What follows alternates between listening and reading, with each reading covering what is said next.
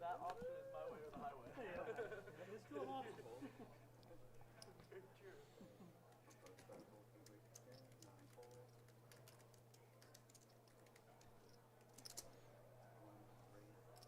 Metsus, new player, there in the 8th seat, opening up with 2 9s under the gun +1. Hunter coming along with the Jack 10 offsuit. Angel picking up 2 10s. She makes it 50 to go. Puts in the green chips. Green chips in a 2-2 game. Makes it 50. Wow, JD in the 2 seat picks up kings. He just rips it for 225. Gets it all in. Wow, 9s get out of the way. Jack 10 out of the way. Angel in a tough spot here with 2 10s. Second hand of the night. 9s, 10s, kings, Jack 10 offsuit. Kings getting it all in for 225. Oh, Angel in a tough spot. I think she knows she's beat. She looks like she knows she's beat. Obviously, if he has a little less of a stack, she calls, but he's got over 100 big blinds. It's hard to call off 100 big blinds pre-flop with 2 10s. Give them 5 cards, and hope you're good. Kings ahead the whole way. JD picks up almost $100 pot without ever having to see the flop. He had an open, a call, a 3-bet. He 4-bet the 2 kings, got the fold, picked up $75 in dead money without ever having to see a flop. That's the way to do it. That's the way you play 2 kings. No sweat. Get it in pre, make them fold. Put the pressure on them. 2-2, no limit hold'em, deep stack cash. We'll be here with you guys all night. Deep stack cash, we let them buy in for $500 in this game. Out in the rest of the room, if you're playing 2-2 no limit, you got to come in for $300. That's the max. But on the stream, we let them come in for $5. So 2-2, no limit hold'em, deep stack cash, $500 max. Try to juice it up a little bit. Brian in the 3C opening up the 9-8 suited. Suited connectors, first one to enter the pot. I like it. Ace deuce, Russ D coming along. Ace deuce suited. Not a bad flop for 8-9 suited. A little bit better flop for Matus. Got the queen 10 off. Both players with a pair and a gutter ball.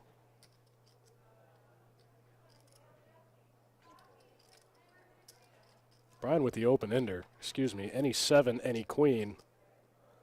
Does not get there on the turn. Both players, 1 pair, straight draw.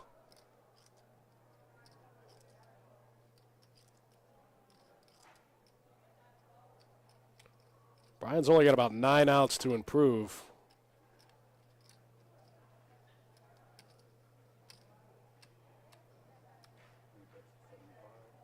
Comes out with a big bet there on the turn, pairing an open ender, trying to take it down. About a pot-sized bet, bet 75 into about 75. Gets the fold from Matus. Matus doesn't want to see a river. That's going to be the end of that.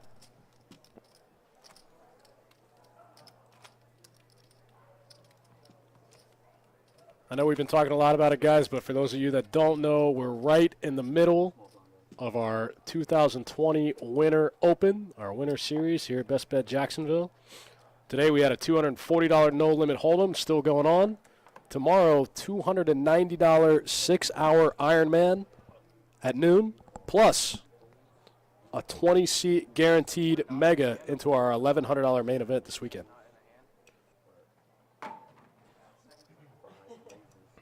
We'll talk a little bit more about that as the night goes on. But right now, jumping in this hand, looks like we got an open from the ace-4 suited. Made it 20 to go, and we got a call from the straddle. I don't know, a call from the cutoff with the ace-queen. Oh, I'm sorry, I got called out of the small blind in a straddle pot with the ace-queen offsuit.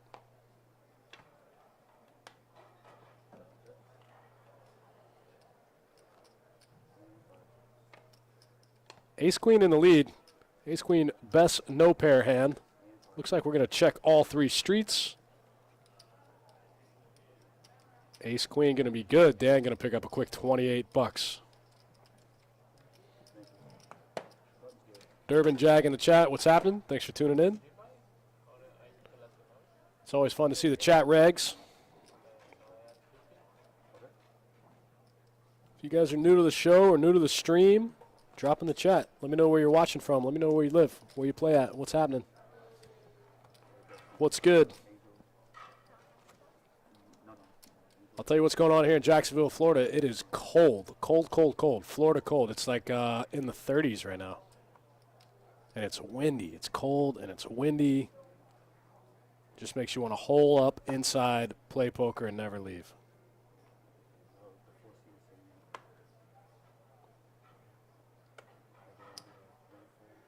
JD coming in with the queen deuce of diamonds. We're going to have to fix that camera. That's going to drive me crazy. Matus picking up another pocket pair. This time pocket eights in the small blind, just with the call.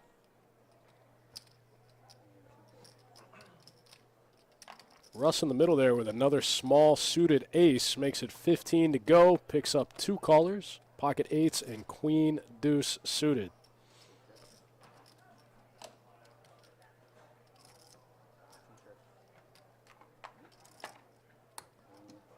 Looks like Heaven Lives in the chat. Live and play here in Jax. Playing in here today for sure. This is the best room.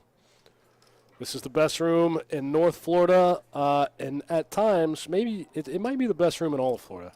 It's the best room consistently. Down south, sometimes they have bigger games. But look at this hand. Queen deuce suited. Making a full house here on the river. Deuce is full of sixes.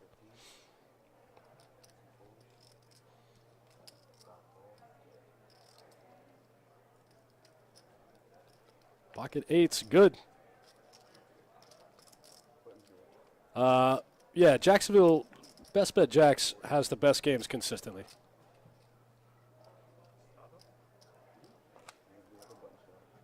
CWise313 in the chat. St. Pete plays a derby. Okay, yeah, the Hard Rock. I know the Hard Rock. CWise, you got to make the trip. If you like tournaments with guaranteed money, we have great tournaments, ladder tournaments. Obviously, we have great cash games running all the time. We always have 2-2 no limit running. We always have 2-5 no limit. We get big PLO games in the evening. Right now, we have a 5-10 no limit game going.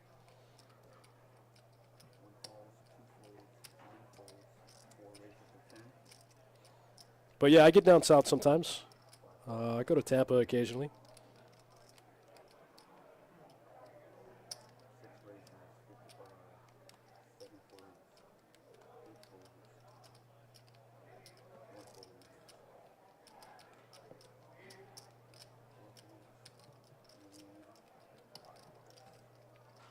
Durbin Jag says he plays mostly at our sister property in Orange Park. Yeah, that's where I play too. I can't play here in my own room, so I play in Orange Park sometimes too.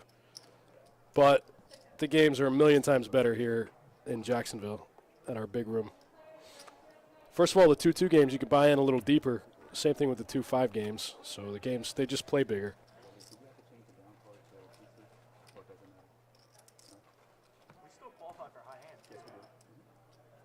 Yeah, you hear that, guys? You're playing on our live stream game in a normal raked game. Still qualify for everything. High hand, bad beat, all that good stuff. Any of the promos we have going on throughout the room.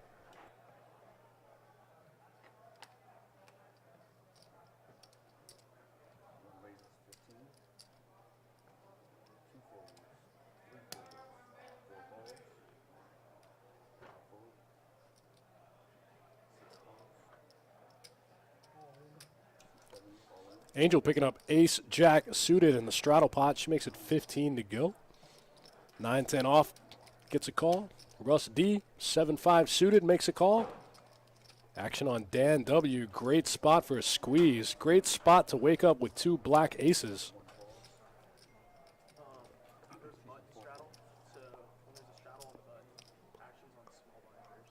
Two black aces getting it all in here pre-flop. He's only got 117. 102 more, back to Angel in the small blind after opening the ace-jack suited. Looks like she makes the call. She's going to be way behind. She's going to need a lot of help. That's not going to do it. She's going to need running 9-10. Nah, she can't get there. Aces get the check mark. Ace, jack suited, no good. Dan's going to get the big double. About 5 hands into the game, get a double up. I wish it always worked that way, right? Derby says 2-2 and jack seems like a 2-5. I'm telling you, man, I walk around these games sometimes and I see some of these stacks, and I'm like, whoa, what game is this? Oh, it's 2-2. Wow. Players with like 1,200, 1,600 in a 2-2 game, 800. 400-500 big blind stacks, 2-2 game. CY's 313 in the chat. You want to know how many flights we have for the winter series? We've got 4 starting. I'm sorry, we have two day ones. I was thinking of the 100K. So for the main event, starts Friday at 11 a.m., day 1A. Friday, 11 a.m., $1,100 buy-in. Saturday, day 1B, 11 a.m. And then we'll bring everyone back on Sunday for day 2. So 2 day ones. Bring everyone back for day 2 on Sunday. Heaven Lives in the chat says 2-2 games today. We're playing huge. That's right. They always do, man. Says multiple players with over 1,000. That's 500 big blinds in a 2-2 game. That's so sick.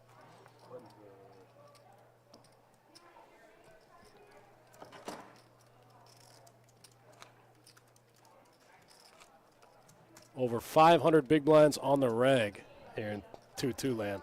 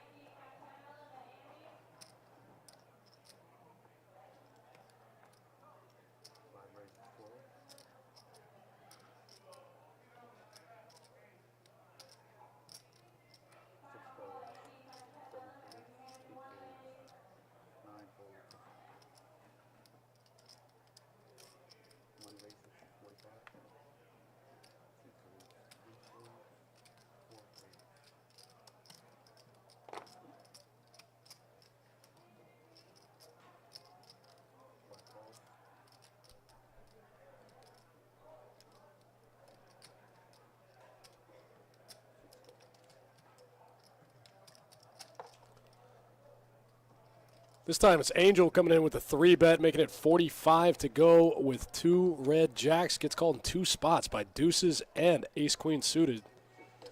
Jacks hold on the flop, 8-8-6. Rusty in last place, 8% equity in the hand. Nicholas Pesa in the Facebook chat asking about the February live stream schedule. I think it's getting finalized right now. I don't know when it's going to be up, but I think they're finishing it up right now. Should be up within the week. CY's 313 in the chat asking about the nearest hotel. There's a couple hotels nearby. We've got a couple of deals where you show them your player's card, you get a discount on a room. Hampton Inn is probably the closest one. You can always get a room. It's right across the street. Check out the Hampton Inn here at Best Bet Jacksonville. Tell them you're coming in town to play at Best Bet. You got a player's card. They'll hook you up. They'll give you a deal. I don't know the exact price for a room, but I know that's the best rate around. Hampton Inn.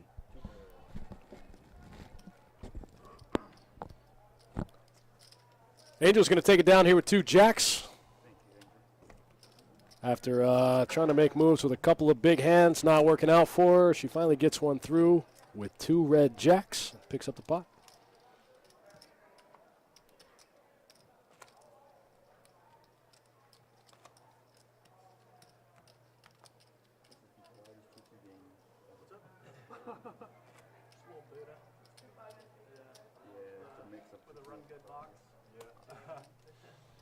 CY's 313 sounds good, man. I'll be here Sunday live streaming this final table. So you make the final table, get on the stream, man. We'll tell all your friends and family, tune in. That live stream final table right here Sunday night.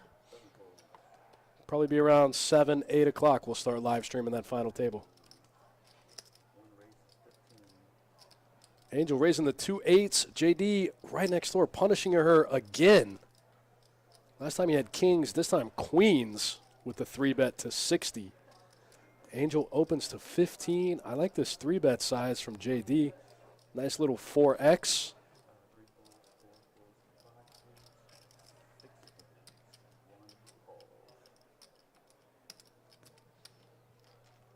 CY's 313. Is this the first time you've been to Jack's? This the first time you're making the trip? Heaven lives. That's what I was just saying. Sick hands. Everybody getting sick hands early on. What a game.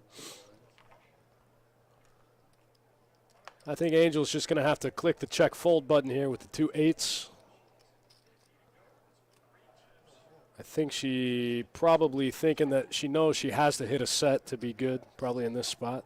That's what I would be thinking. Probably beat, got to hit a set to continue, didn't hit a set. I'm in the check fold box right here. So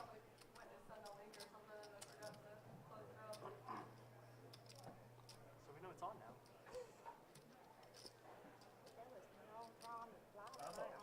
Angel not convinced, going in the tank with the 2-8s.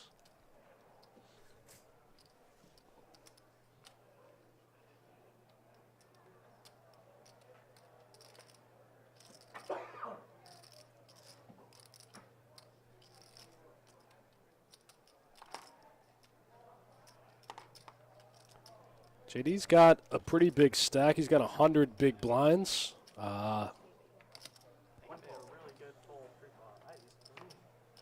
Looks like Angel makes the call with the 2-8s. She's going to be way behind, drawing pretty thin. She can't get there.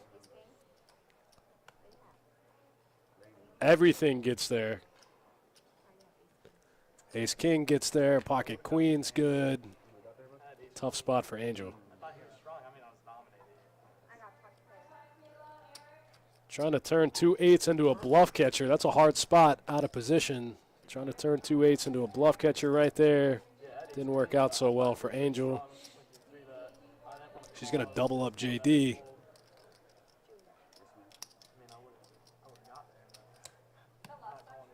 We're about 12 hands into the live stream. JD just got the second player to get the full double up.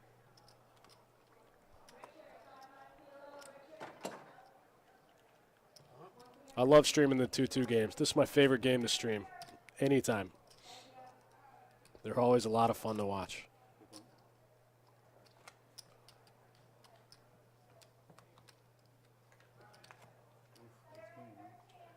a weird spot. It was offsuit too. Suited maybe. Thanks for spending your Wednesday evening with us, guys.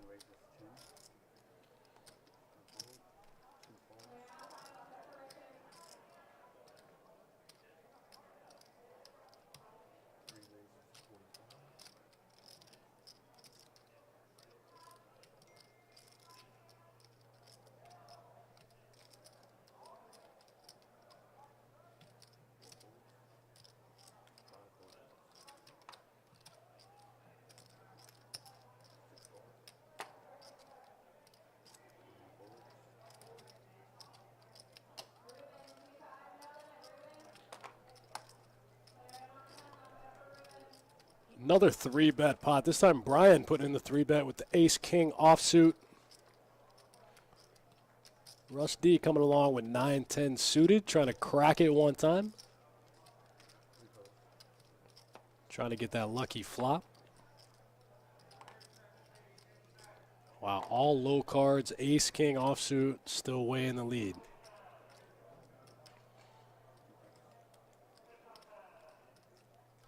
Nine-10 suited in a tough spot here.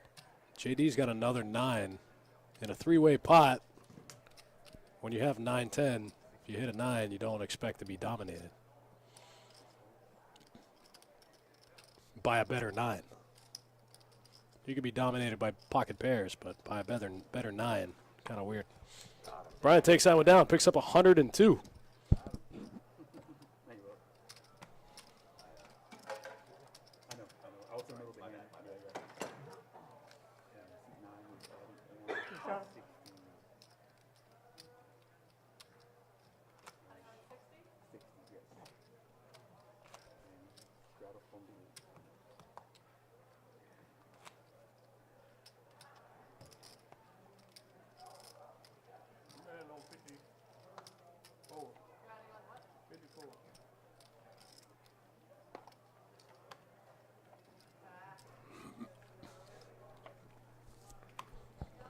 Heaven lives in the chat with some comments about JD playing his big hand. Yeah, I think so. I think the other big one he played, though, was Pocket Kings, and I don't think we got to a flop, did we? I don't know if we saw – I don't know if we actually saw his hands or if we got to a showdown. Now we know. We saw him table those 2 queens. You're right about his big hands, but now we know. I don't think we got to showdown when he had the Pocket Kings or whatever it was earlier.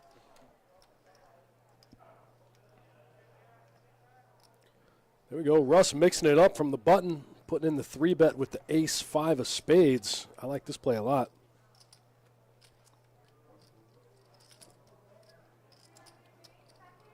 Putting the pressure back on JD. Just got that big stack.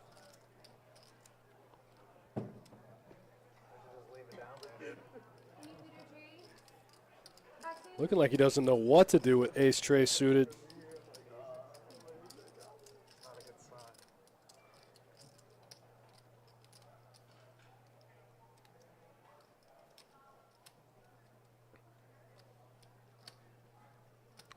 Russ is a smart player, plays a lot of 2-2 and 2-5 here in the room. I'm sure he picked up on that. JD looked like he didn't know what to do with ace-tray there. It's kind of a weird spot to continue out of position unless you flop the nut flush draw. Not a great flop for Russ's hand. Russ stuck with ace-high here.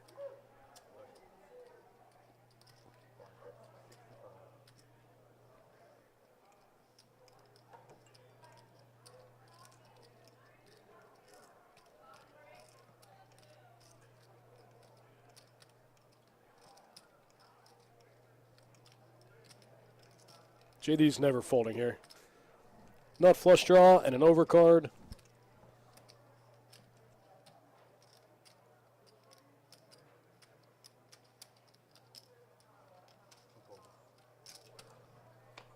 I really thought he might come in for a raise here.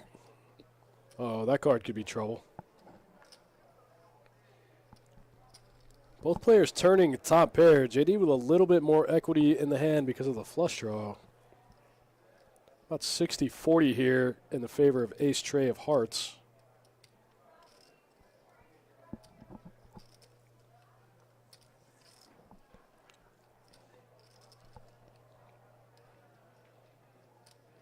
What do you do now with ace-5 suited?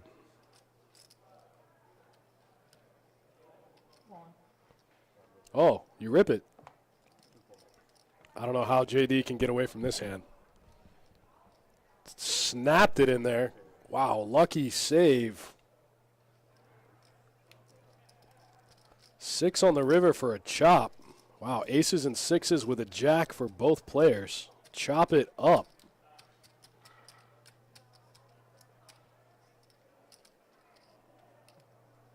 JD was actually ahead that hand. I'm not sure who got saved.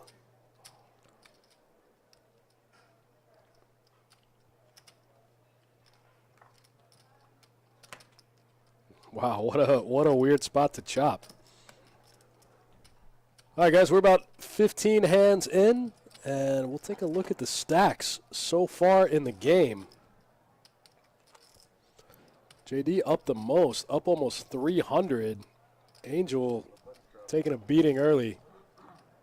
Stuck 314. Most of that went straight to JD. Everyone else somewhere in the middle. Dan W. up, I think he's played one hand. It was pocket aces, and he got a full double up. So Dan D up a little bit in this game so far.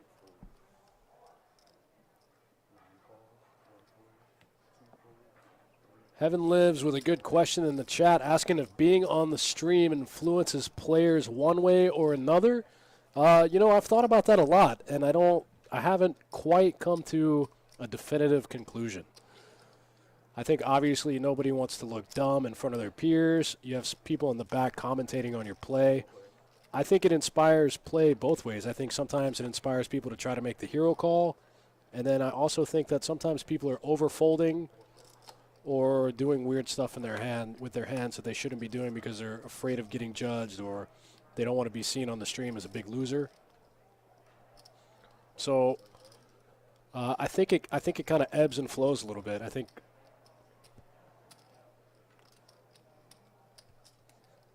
it does change. I think it does kind of waver people from their natural dynamic of how they play, but not by much, I don't think. I think once you get in the game and once you get in the zone, you're kind of more focused on playing cards. I think they probably forget that they're on the stream, but I do think when it comes to big pivotal decisions, I think it sways people's decisions slightly.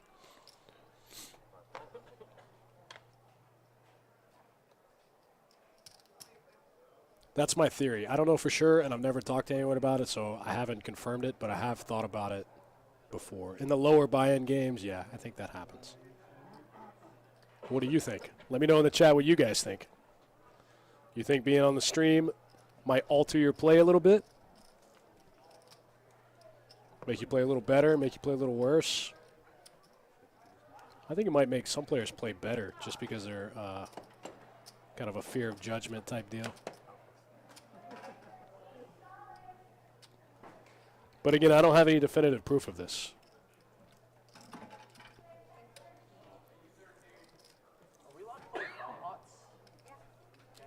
But it's a fun experiment. I'd like to know the answer. Yeah. Like $5? Just for 10? Yeah, I'm cool. Not 5. Yeah, 10's fine. 10's fine? Yeah. Everybody agree? Looks like we might be doing a little bomb pot action. Everybody puts up the equivalent of like a pre-flop raise. Everybody puts in 10, gets dealt 2 random cards, and then we play it out. It's a fun way to spice things up. You don't really need to spice things up in a 2-2 game, but let's do it.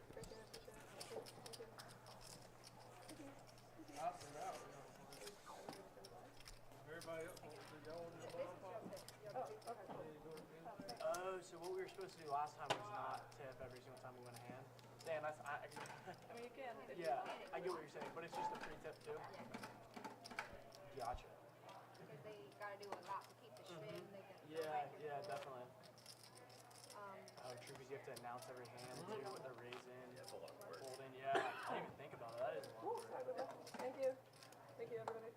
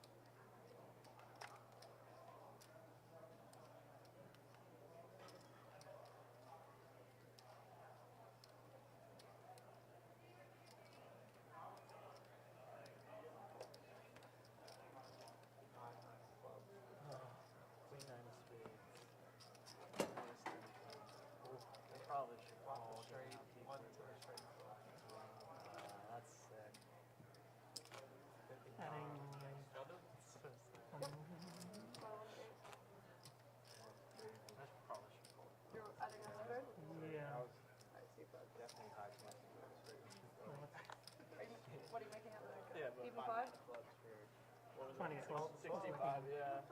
I guess if I call, you'd probably call. Yeah. Maybe. I wasn't feeling it.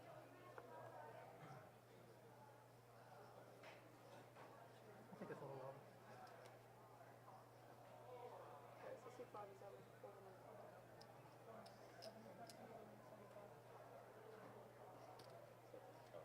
It's okay. It was just started. 9 calls, 1 call. Did you make any other matches? Yes. Oh, Angel made it one too. No, her stack. It's 4 to call. 2 calls, 3 calls, 4 calls. Chance to hit the high end, too. 8 raises. Possibly, yeah. There's Yeah, 7. his overpair was destroyed. 7 raises.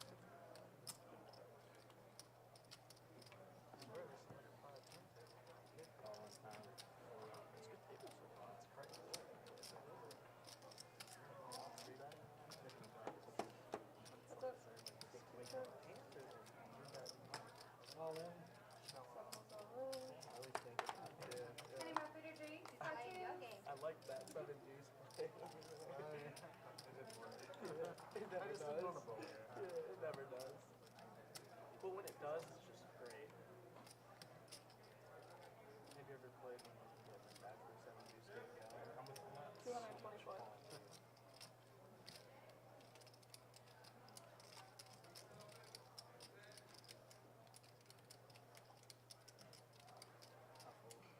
Four.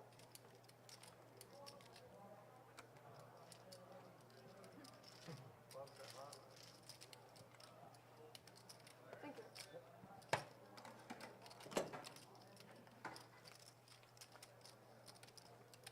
Start on the line.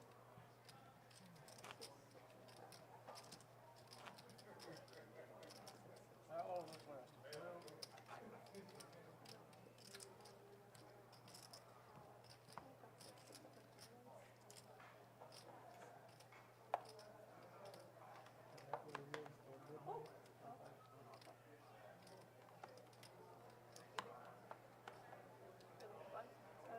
Straddle on the button so it starts in seat. Alright, deuce of clubs, first 5 minutes. 4.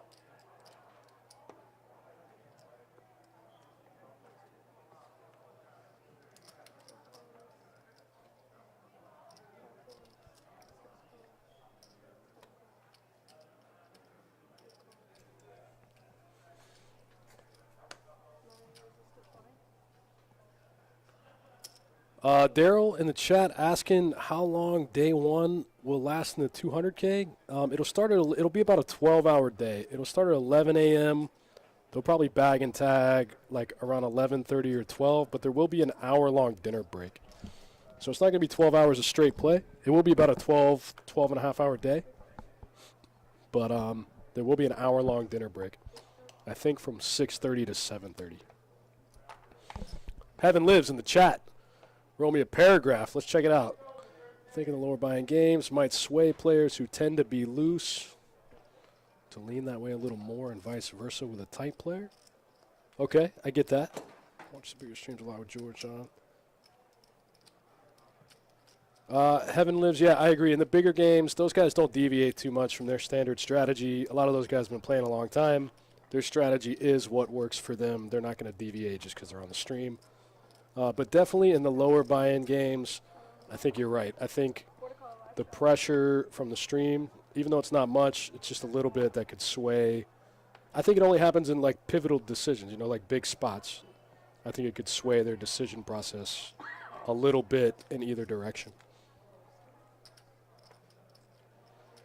Rock and Roll on YouTube says playing might make a player make ridiculous moves. That way other players he normally plays with might be thrown off on a normal day. Yeah, I agree with that. Kind of like a free advertisement type deal. Like, look how wild I am. And then just tighten up when you go play out at the regular tables. Act like a donkey on the stream might help a tight player image look looser than normal. Yeah, for sure. Yeah, I agree with that. Yeah, I think the stream is like a really useful tool in a lot of different senses. I think it's a useful tool if you play on it. You can go back and kind of review your play, see what kind of weird lines people were taking against you, and try to figure out why they were doing that or what might have led them to those decisions. And then also, you know, like Rock and Roll said on YouTube, use it as free advertisement. Get in there and play like a maniac, and then go back to your normal game and tighten up.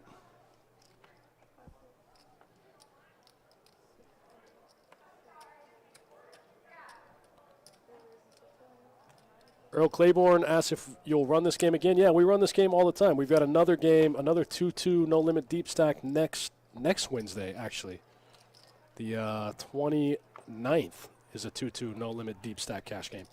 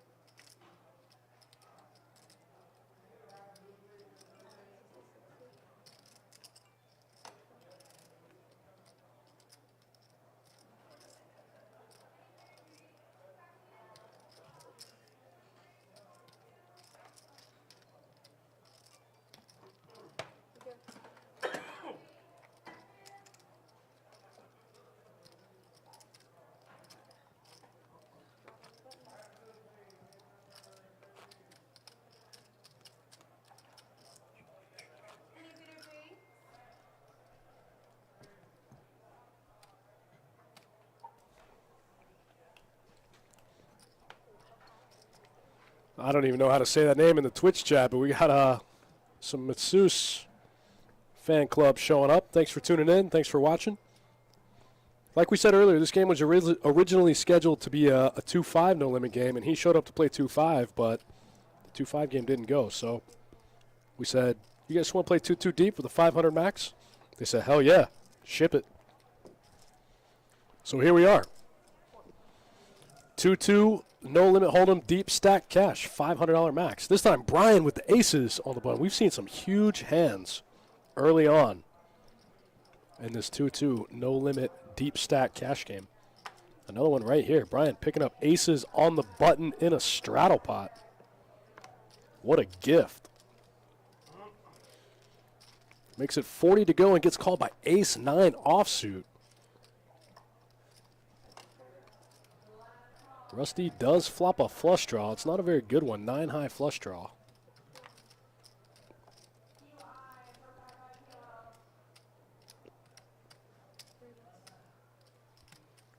JLA Port 07 in the chat. What's up? Thanks for tuning in. What's happening?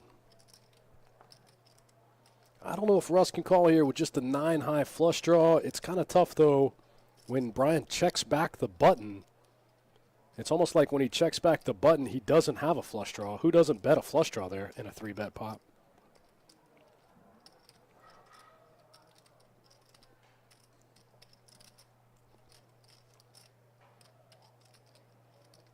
Reluctantly letting the 9-high flush draw go. He sees he didn't have a flush draw. Yeah, kind of a weird spot to check that back. I get it. You don't have a heart in your hand. Check it back, but then what do? You bet later? Kind of a weird spot for Brian with the 2 aces on the monotone board.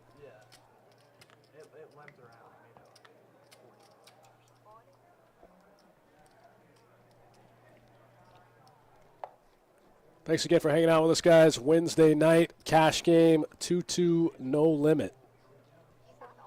This is a fun one. This is always one of my favorite games to stream.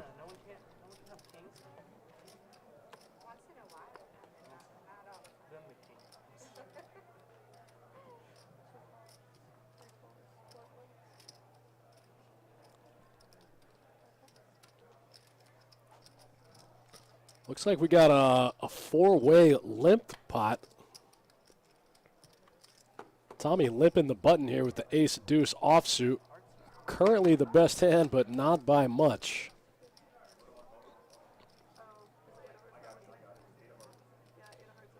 Everybody's going to need a little bit of help. 10-6-8, another all-heart monotone board. Did Russ just flop the flush? Got there, out the gate. Flopping the heart flush with Jack 4 suited. I like that. Trying to let somebody catch up. JD's in there with 9-10. He's got a pair and a flush draw. I think the 7 of hearts gives him a straight flush, right? Straight flush draw?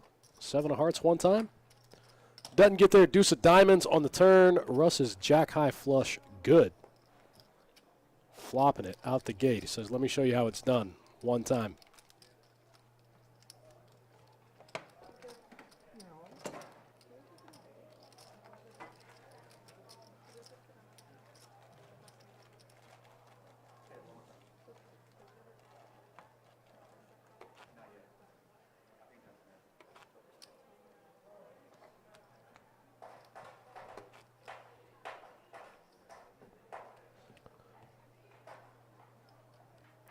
I want to hear more about what you guys think about playing differently on the stream versus in real life and the rest of your day-to-day games.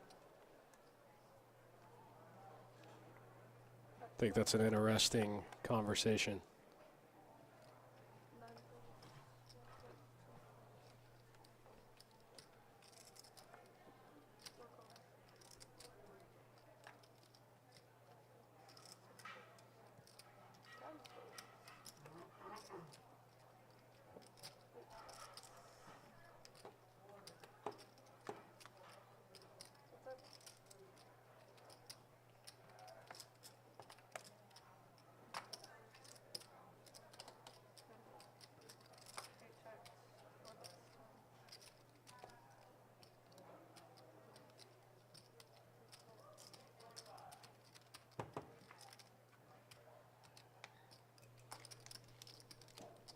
Jay Laporte 07 in the chat says, I think you might have a tendency to overthink things since people are watching. Yeah, absolutely.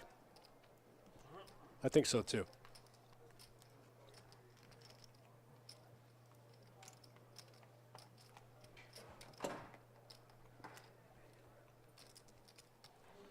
I think a fear of judgment, whether it's good or bad, can definitely play into some people, even if it's subconscious, even if you end up doing something dumb subconsciously because you're afraid of looking like a dummy on the stream. I think that definitely plays into your thought process, even if you don't know it, even if it's subconscious.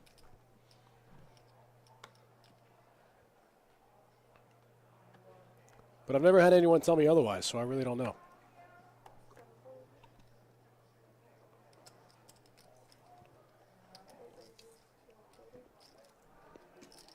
Like checking aces on the flop, I mean, I get it. That wasn't the most fun board for aces.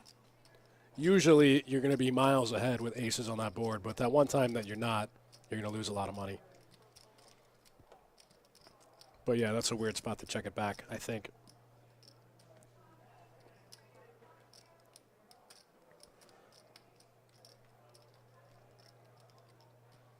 We got a big pot going here. Already 120 in the middle, 4 ways to the flop. Jacks, ace, queen suited, 7s, king, queen offsuit. Jacks in the lead on the 10 high board.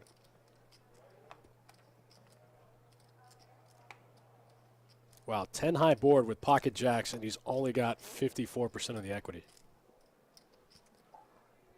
That should tell you everything you need to know right there about trying to avoid multi-way pots. You want to isolate as much as you can.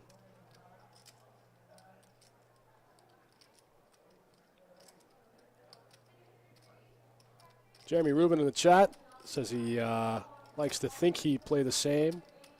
But yeah, you're going to be a little more nervous in that live stream game, especially if all your friends and family are watching. Oh, wow, look at this. They're both blocking half of each other's outs.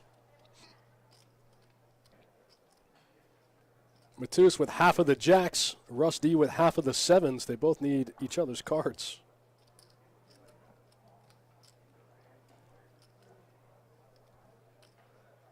Heaven Live says you're in the limelight. You might not be used to it. Yeah, I agree. But also, like I said earlier, I kind of think that sometimes you might just get focused in the game. You might get in the zone. I mean, after all, you're just playing cards.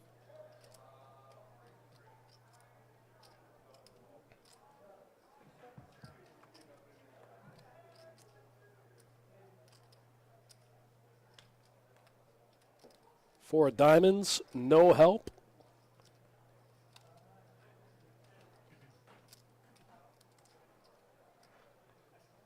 I think that board looks a lot more coordinated than it actually is. I don't know why that turn went check, check.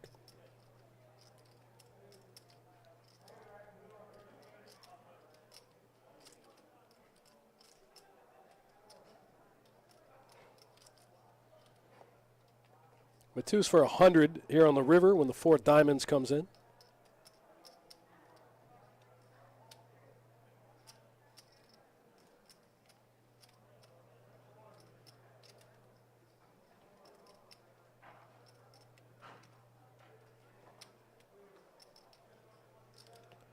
There's a lot out there that beats one pair of sevens.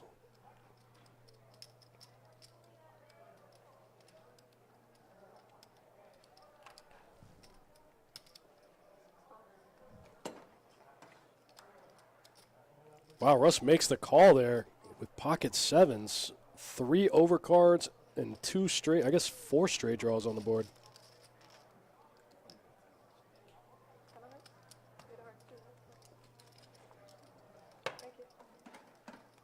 Shipping up to 5. Shipping up to 5. Russ making the call. Matus picking up a big one there with 2 jacks. This game is good. Early. A lot of big hands early.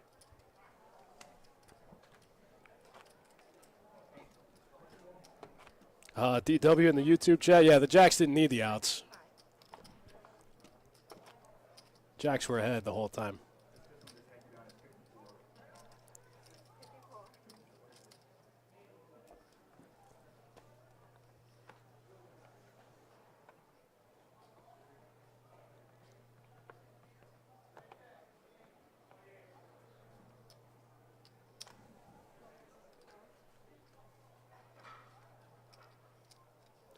Angel making it 12 to go under the gun with queens.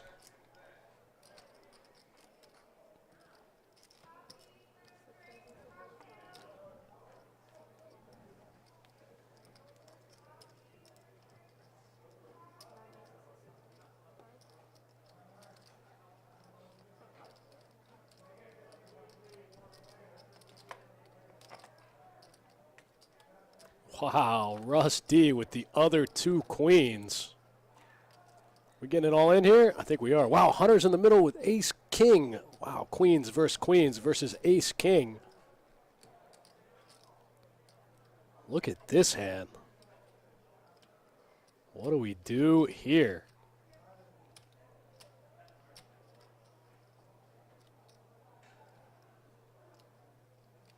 Ace king offsuit, queens versus queens. This is a sick one. It's been a while since we've seen something like this on the stream. Getting it all in. Russ D all in 2 queens. Angel all in 2 queens. Hunter, who hasn't played a hand all stream, finally gets big slick. And he's got 2 all-ins in front of him. Oh, man. Tough spot for ace king offsuit. I don't know if that's the right move or not. It's probably got to be.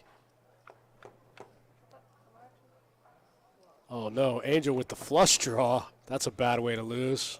Chop, chop, chop. Chop it up. That's weird. Russ goes, wow, that's weird. I got queens, too. Hunter gets out of the way. Ace king was no good. Ace king wouldn't have got there. They would have just chopped up his money. Yeah, that's I would have been happy if we flipped our cards. Angel and Russ D for a big chop. Yeah, that's a tough spot. Hunter hasn't played a hand the whole stream, finally gets big slick, and it's a 5-bet pot. I feel you, buddy. Been there before. Raise your hand in the chat if you've been in that spot before.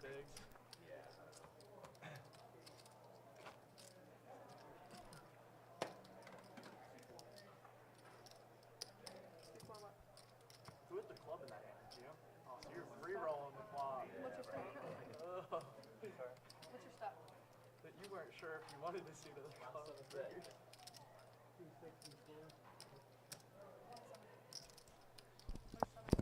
Yeah, Angel free rolling that flop.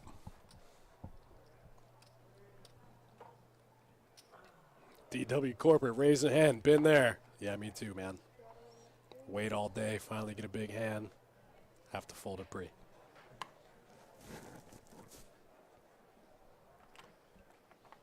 Straddle pot this time. Hunter first to act, picks up the ace-jack suited. Just comes in for the call. Gets the call from Angel in the big blind with the king-10 off. Pick up a couple of folds here. Dan W. limping the 9-10 offsuit. And Matus on the button with some mystery cards. Makes it 40 to go.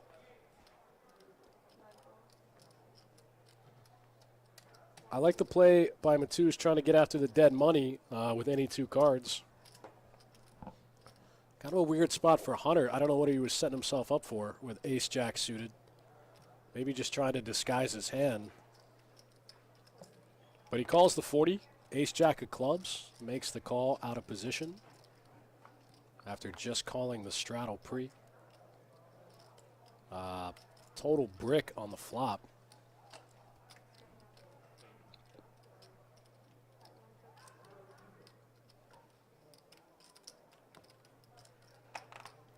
That's actually a pretty good flop for a limp call type hand. Like whenever players limp call big raises like that pre-flop, it's usually in the small stakes games, it's usually like indicative of a small pocket pair that they just don't want to fold.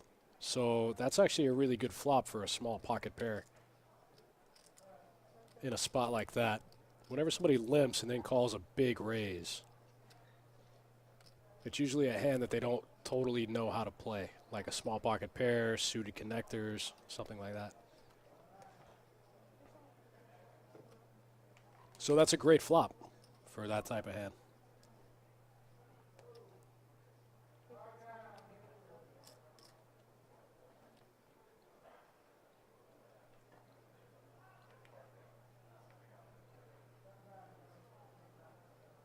Matus with the better ace, keeping the pressure on, betting 125 when the 10 of spades peels on the turn.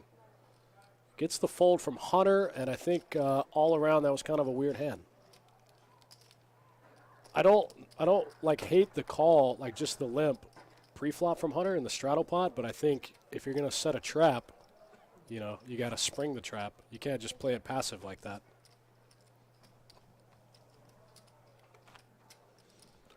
I think he probably could have got Matus to fold an ace-queen offsuit if he had just, you know, limp raised right there. Limp raised looks like you have a monster. You just call the straddle. Especially in a loose game like this, you just call the straddle and then you put in a big raise right there with the ace-jack suited. Probably would have taken 40 bucks from Matus plus all the dead money. This time Tommy just calling the straddle with the ace-king offsuit. DW Corporate, you feel me? You know what I'm saying in the YouTube chat? Oh, this might get ugly. This time Matus with the aces makes it 30 to go. Tommy trying to get trappy with the ace-king offsuit. Angel's in there trying to hit a set one time. Ooh, Tommy's going to pull the trigger at the wrong time. If I'm Matus right here, I'm just calling, trying to keep Angel in the pot, play a big side pot, get all of her chips too. If you rip it here, she folds.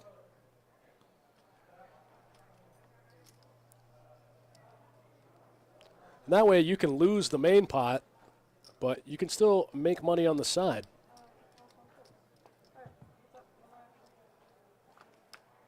Matus does. Looks like he did just call. Angel still folded. Angel got out of the way. But that's the right play. I think the right play there is to just call, try to keep the third player in the pot, build a side pot. In case you can't beat the player that's all in, or if he gets lucky on you, now you're playing for a big side pot. I think just calling there is the right play from Matus. Nice play. Angel correctly gets out of the way, folds the two trays.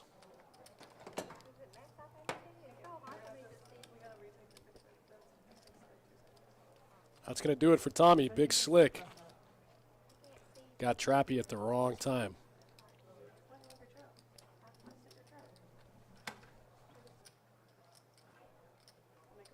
Phone books in the back. Alright guys, come up. I'm gonna lock this for just a minute.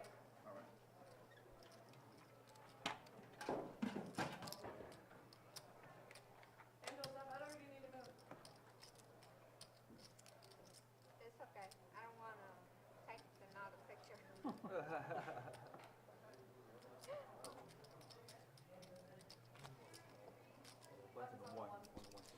Rockroll in the YouTube chat. Where you at? Seat open, man. Sorry, I don't like too much attention. Oh, looks like he might be coming back. He got a button.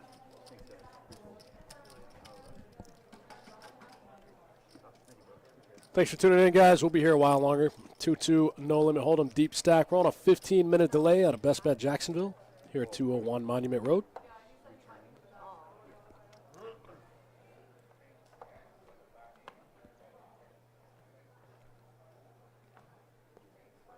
Russ getting rid of the 9-6 suited.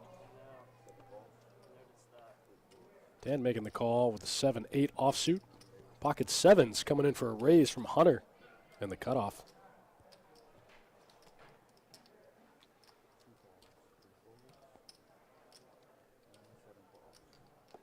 I like this call out of Angel here on the button with the 6 tray suited. And she flops the open ender. Now I really like it.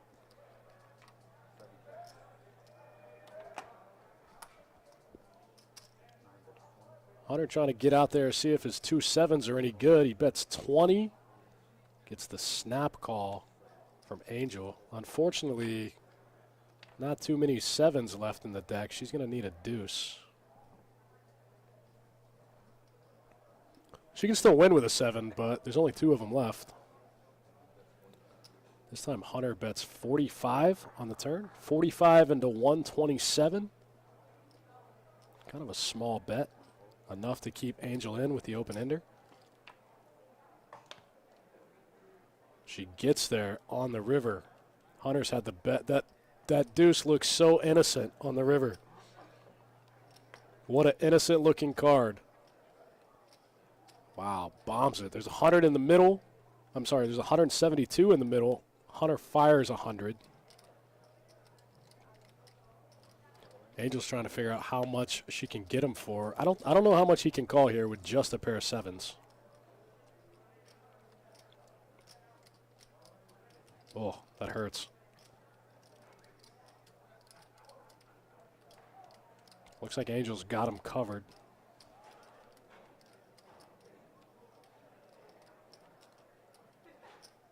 That's the nuts. Angel got the nuts right there. She got the check mark.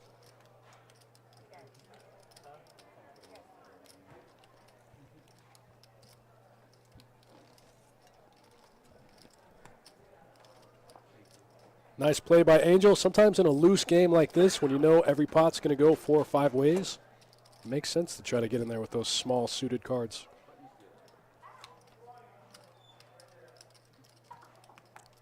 Sometimes those small suited connectors can play pretty well in multi-way pots. Yeah, deuce right on the river. The sick part was she needed a deuce or a 7, and half the sevens were gone. That's the sick part. Yeah, that deuce looked like a nothing card. Instead, it gave Angel the nuts.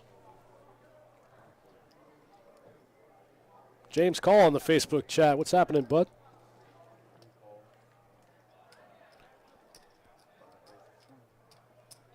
This time, Russ picking up big slick over a couple of limpers. He makes it 20 to go.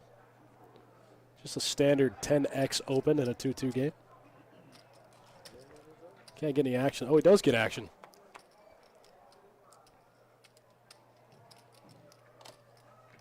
Pretty good flop for ace-king offsuit. Ace-queen tray rainbow. Looks like he leads out for 25 into 45. Can't get a call. Take it down.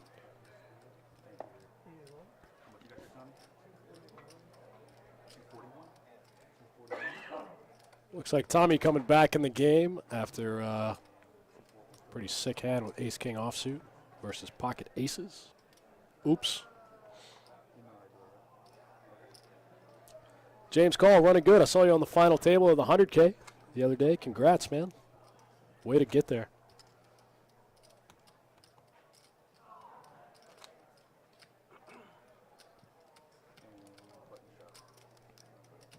Good job, buddy. It's hard to make final tables.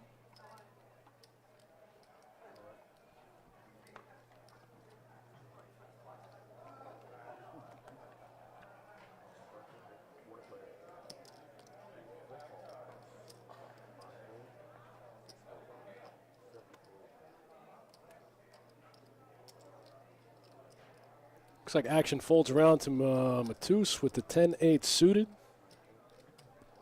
10-8 of clubs makes it 20 to go. Standard 10X open. Gets called in 2 spots. What a sick game.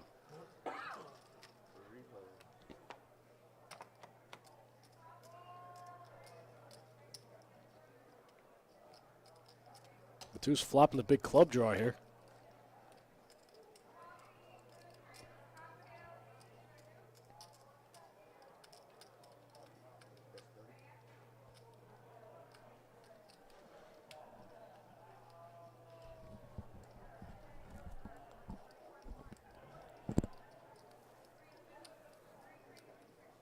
Matus, standard C-bet with a flush draw.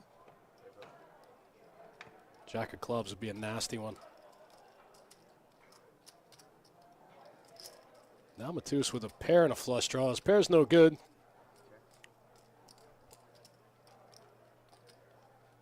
He's going to need an 8, a 10, or a club, or JD's 2 jacks are going to be good.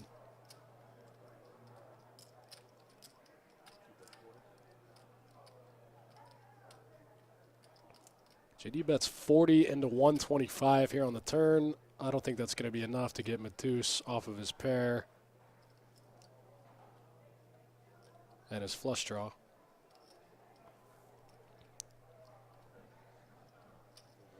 Matus going for the raise.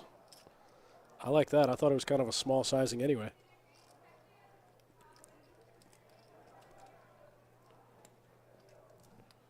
Putting the pressure back on JD with the 2 jacks. Queen on the board. It's going to make him rethink things a little bit.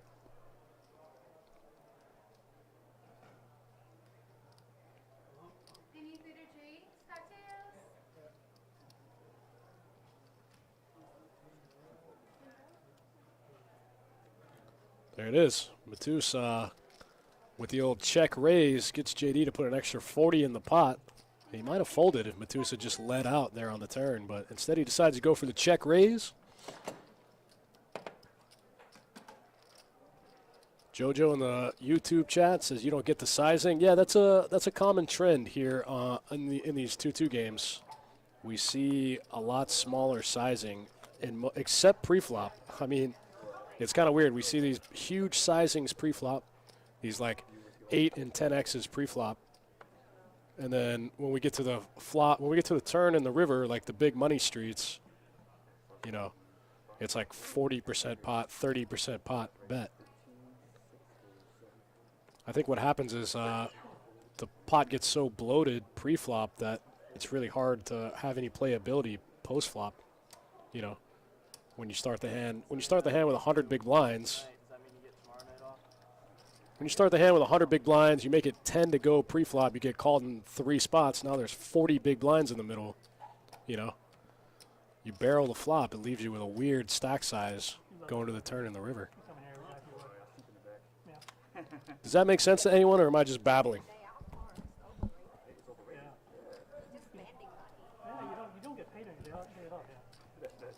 That's one thing I've noticed a lot in these 2-2 games. Big bloated pots pre, and then strange sizing on the rest of the streets. But letting them buy in deeper tends to help with that. It's a lot different when you start with 500 versus 200. You start with, 250 big blinds versus just 100.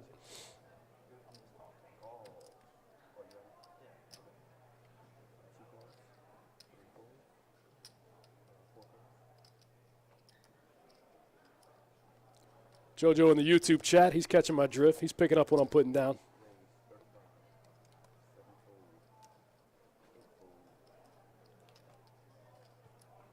Pocket Pocket sevens for Russ, making it 35 to go out of the small blind.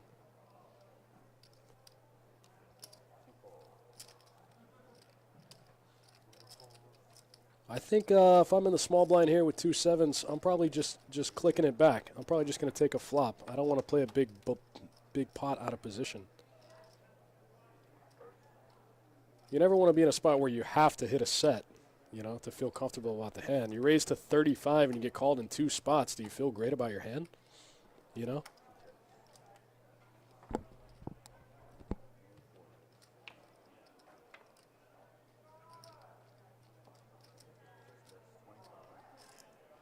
Wow, that 4 barely hit the table before Russ ripped 25 in there. 25, I thought for a second it was going to get the job done. 25 into 140. Thought it was going to get the job done. It didn't. He got called. Ace-10 can't get there. River's going to go check, check. 2 sevens are good.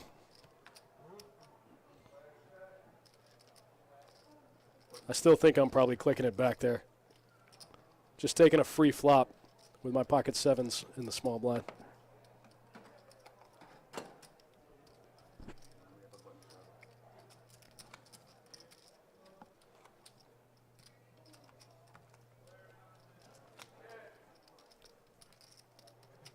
Heaven Lives saying, yeah, 2-2 pre-flop opens. Their sizing is pretty big. I agree. I've played my fair share of 2-2, and I think the reason people open that big is that's the only way you can get anybody to fold. And there's an argument to say, like, you don't want people to fold, but, I mean, even if I've got pocket aces, I don't want to take a flop 6 ways, you know. I want a couple people to fold. Before you guys blow up the chat and say, you want people to call when you have aces. Yeah, true, but like not 5 or 6 people.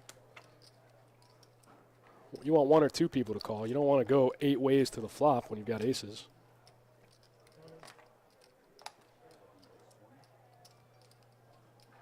So I think part of the big sizing that we see in 2-2 is that's the only way you can get sometimes that's the only way you can get people to fold pre-flop.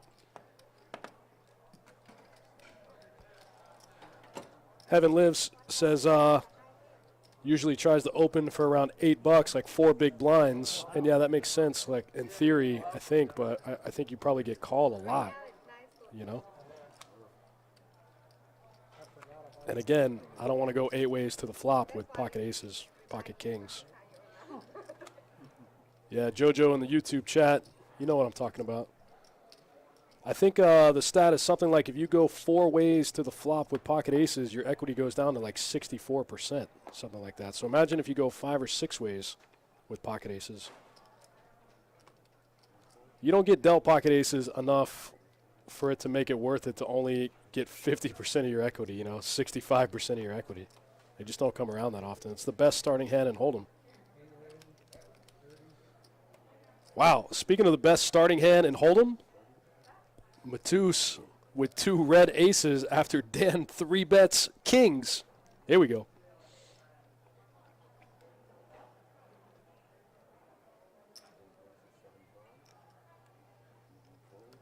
Four bet to 75 out of Matus. I think all the money's going in here. Aces versus kings. What do you do?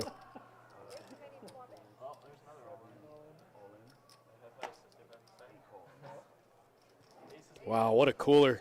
Kings versus aces right next door. What a sick one. Looks like Dan W is getting stacked.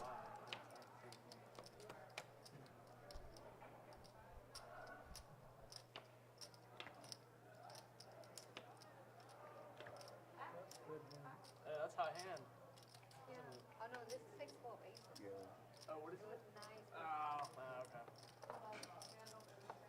Okay. Every second you catch up grab. All right. Well, You're up. Thank you. Thank you for playing, buddy.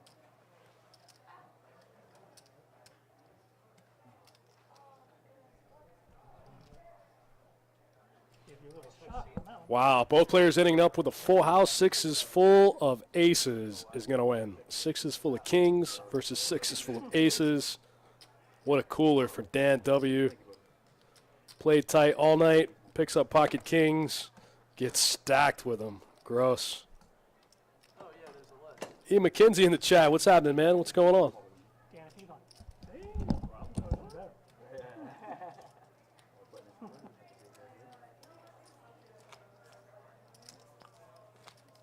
All right, Dan. Aces against kings. Come on, give me it. Give me it. Give me it. Button, give me 8.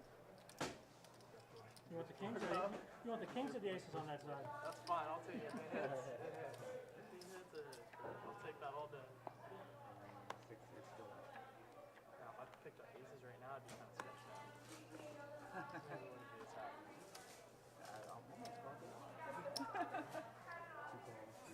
Still thinking about aiming for top. Can't go to the Bible. 8 balls. 9 balls. First left on. And you're not even in it. No, I'm What not. a nit. Wow. Under the gun. Yeah, That's the second one. book. I think it's the second one. 'Cause Oh, really? she had one on the straddle, Okay. and there was just one left. Yeah. 1 check. Not that tight here. Yeah. 4 bets. 12. 8 3.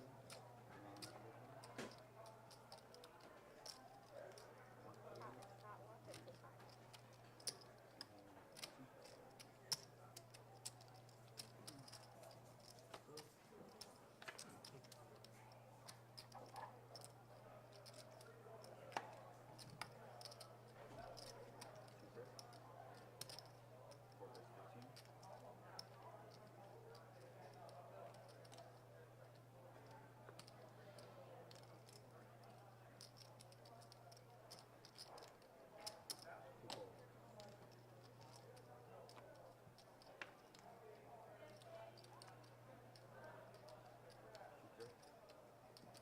Not worth it this time.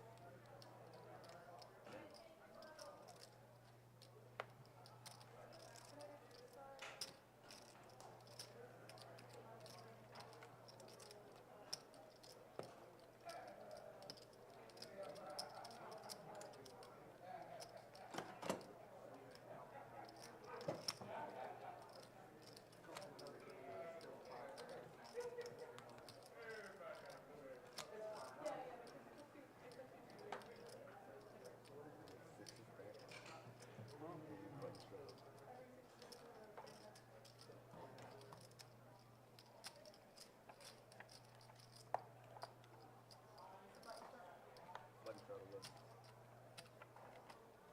Actions on the limit.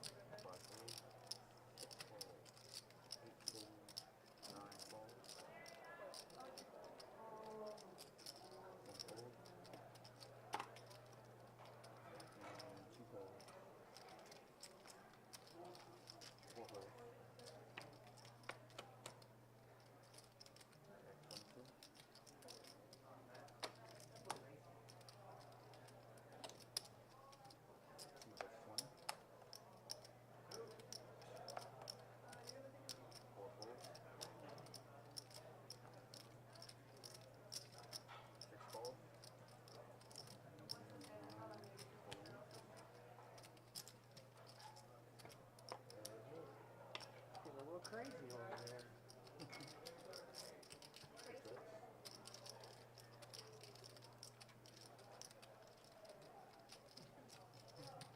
Why?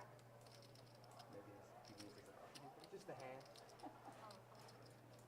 No, in particular. 2 bets. Oh, excuse me. 6 bets. 65. So you've been studying us already? Yeah, I was watching it. I knew I was on the list, so I might as well. We're all done for Yes, it. we was like 3 bet, 4 bet. Yeah. Dun, dun, dun. No, it went He's like, fun. holy shit, get me in this game. Ace 3 of hearts against ace 5. That's fucking crazy. Yeah, that was an interesting hand right there. Queen diamonds. So it went 2 checks. 6 bets 100.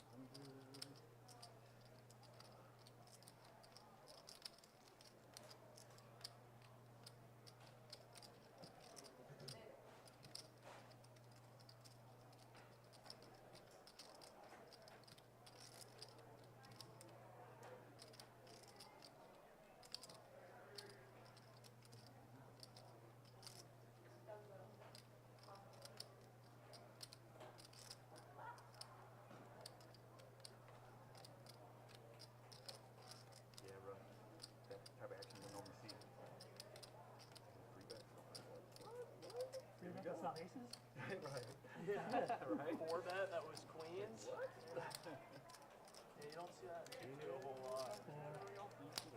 Very rare. I know, I'm so out of class right now. People.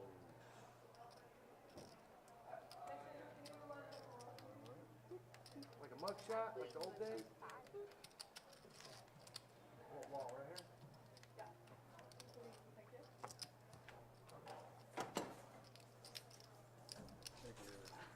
you. I wish we make the straddle $5. Yeah. E in the chat, yeah, this is 2-2, man. We were supposed to do 2-5 tonight, but the 2-5 game didn't go, so we ran a 2-2 instead. We said, hey, you guys want to play 2-2 deep instead? They said, oh, hell yeah. Ship it. Sign me up. And, yeah, but another 2-2 next week. As far as I look at it, holy shit. Yeah, those are 2-2 deep stack those are next really Wednesday. nice new ones. Wow. A week from today, actually.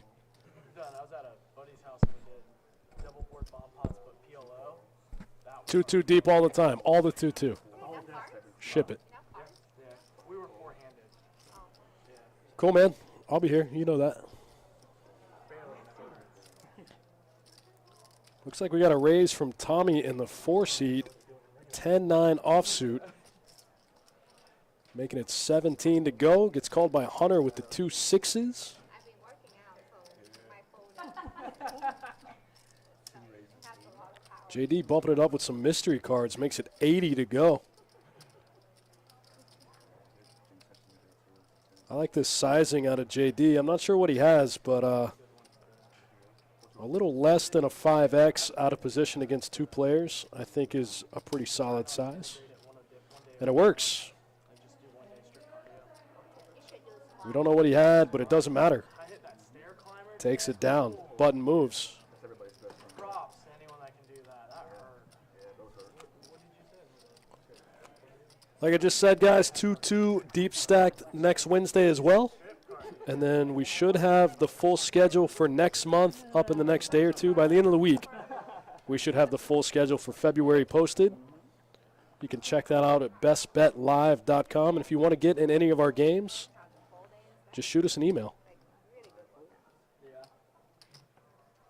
If you guys are watching on Twitch, if you scroll down, you can see all the info about how to get on the game. If you're on Facebook or YouTube, you want to get in a game, let me know in the chat. I'll hook you up. I'll get you in the game. My man E says E-dollars up for grabs. Come get them. Free E-money. Juicy, juicy. No CPO. This game's getting good. Hunter opening the ace-deuce, getting 3-bet by the ace-7 on the button. I watch that stream all the time, and I'm thinking, like, oh, this guy just seems like he fucking always knows. Ace-deuce got a gutter ball, but ace-7 still in the lead on the flop. If he was smart, JD bets 50 into 54. But he's like pot liquor where you have to do it. Gets the fold. Like every hand, you just know it. Every single time. the craziest hand was when he had like No biggie, only 1,000 bigs. Just donated 1,000 big blinds in stream games. No big deal. and he calls for I think he had 9-4. 3K or some shit like that. That's all right. That's what the rest of the room is for, so you can go get it back. Of course, I'm gonna call $1,000 pre-flop. E, you're a little late to the conversation, but we were just talking earlier about how good the 2-2 games are here at Best Bet Jacksonville. You know, we were talking about how deep they play, how I was just walking around in the room the other day, and there were multiple players with like 1,200. Saw a guy with 1,600, lots of $800 stacks. Pretty insane to have, 500 big blind stacks all over the place.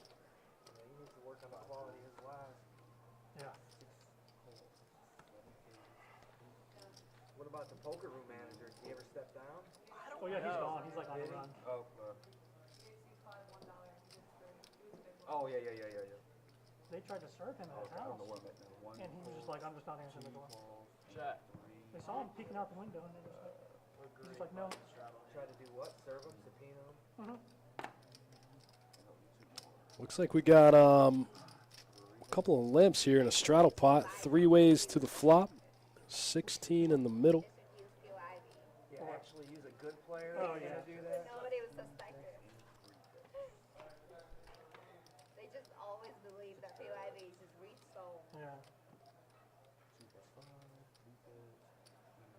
He played a PLO string when he was cheating, Oh, and he just doesn't understand the game so bad. He can't even win while cheating in PLO because he just doesn't understand how it works. Like, how dumb are you to actually be able to see everyone's card in the game and you still can't win? You know what I just noticed? Isn't that like the hat that he It always is. wears? Wow. I'm like, we're talking about Mike Calder. You have the same hat. He repping Texas in the chat. Yeah, my man Bart Hansen just moved out there, right? Bart Hansen's out there near you in Austin, I think. There's something in the hat. Like, He's been posting a lot from the Austin area. Like through the brain or something. I don't know. It's all weird. there's some device that you can attach to your head that's like headphones. Yeah. That don't go in the ears, but you can hear through it. So it's like headphones that get attached just to your head. And like if you look at his hat, it definitely like had a little bulge in it Yeah. too. I don't think that's what he was doing, but No. They're just trying to figure out what the hell this guy's doing to be able to cheat.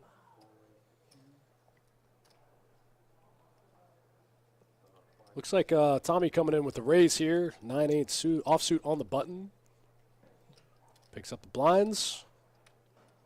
But we don't see that too much. We don't see too much full table folding going on in this game.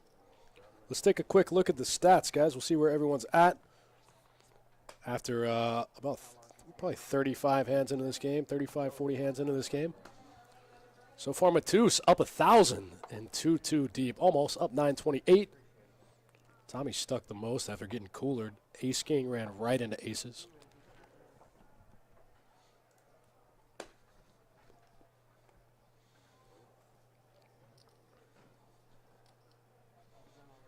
Oh, yeah, E, that explains it. E in the chat saying buy in for table max. Yeah, that's always going to make for a big, juicy game.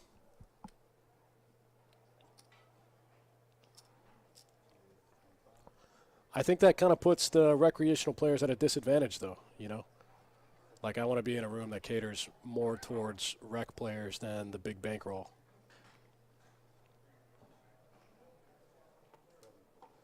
What just happened? Did we just see ace-queen fold?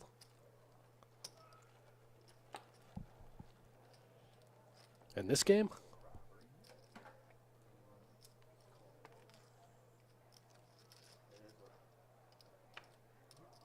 Chill 902. Yeah, that was something we experimented with for a little bit in the live stream games, letting people come in for the table max. But ultimately, we decided we'll just up the max. We'll play for that. yeah. Do you watch Life of the Bike? Well, sometimes I kind of got tired of that. I like watching their high stakes Fridays. Yeah. But other than that, like the 5-5-50 game is pretty cool. Just mostly the same guys. Yeah. I kind of like that too, though. JD betting the queen high, taking it down. For certain people. Takes one off Matus. Well, sure. I think Andy's now the better player. Oh, He's Andy's such a crutch. good, man. He just like never makes It's mistakes. insane how good he is. Yeah.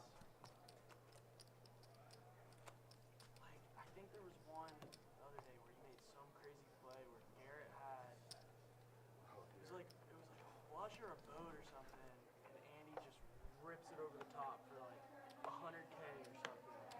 He gets Garrett to fold with just a pure bluff. It's like so crazy. Yeah. Yeah, Yeah, like Garrett will blast off though, and he'll drop a buy-in or something. Andy just doesn't yeah. Andy's like that super mathematical. Yeah, like the only way he loses is to get, quads over top low. Yeah, you saw that hand? Oh yeah. That hand's nuts.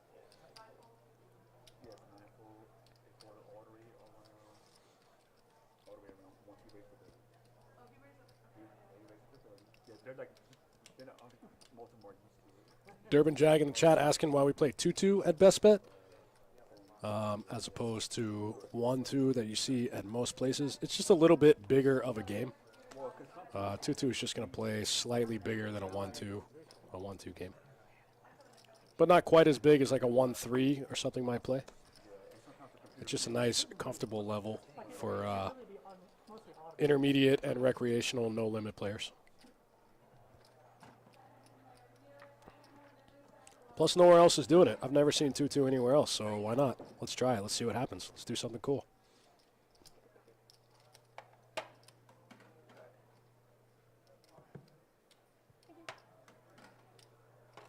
Just like a 5-5 no limit game will always play bigger than a 2-5 no limit game for some reason, you know.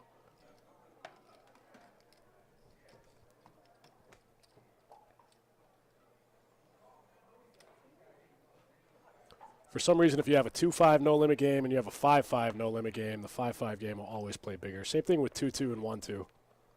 I don't know why. I don't fully understand the math behind it, but if you have a 1-2 game with a $200 max and you have a 2-2 game with a $200 max, 2-2 game will always play bigger.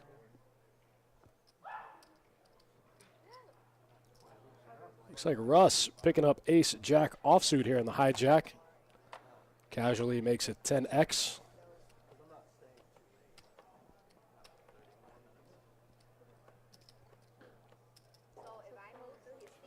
Gets called by Russ D. Ace-6 of diamonds. Getting in there, mixing it up.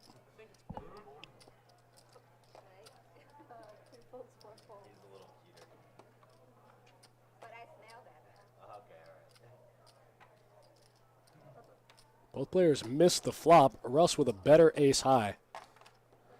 This is so hard when you're looking at their hands because they're both named Russ. They're both sitting right next to each other. And they're both wearing similar clothes in their photo. I can't figure out who's doing what. Nicholas in the Facebook chat says uncapped buy-ins are ridiculous. At Beau Rivage in Mississippi, the 1-3 is uncapped and can be very silly. They're just too deep, and the bankroll required to play is as much as 2-5. Yeah, absolutely. I agree. Yeah, they have to be the same person. Yeah, it's it's Inception or something. Something weird's happening. Nick, yeah, I've seen that. I've been to the Beau Rivage. I've played their un-3 one-capped game, and it's a wild game for sure. You know, guys come and sit down and buy into that game for like 2,100. It's like a 1-3 uncapped no-limit game, and guys sit down. Can I get 2,000? You're like, what? What is that? I'm like, I'll take 300. Guys like, I'll take 3K. Oh, okay. It's like that.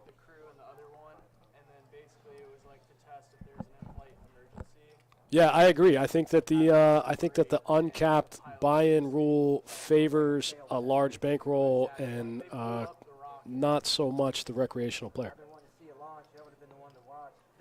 I think that having caps is important in the game. Same thing with Harris in New Orleans. If you've ever been there, they play 1-3 with no cap, and that place is insane.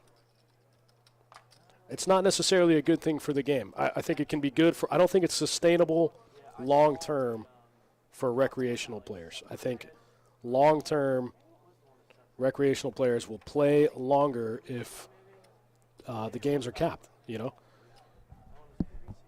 If a recreational player has $4,000 that he's ready to lose, and you let him buy in for $1,000 or more, he'll play 4 times if he loses. If you only let him buy in for $200, he's going to play 20 times, you know.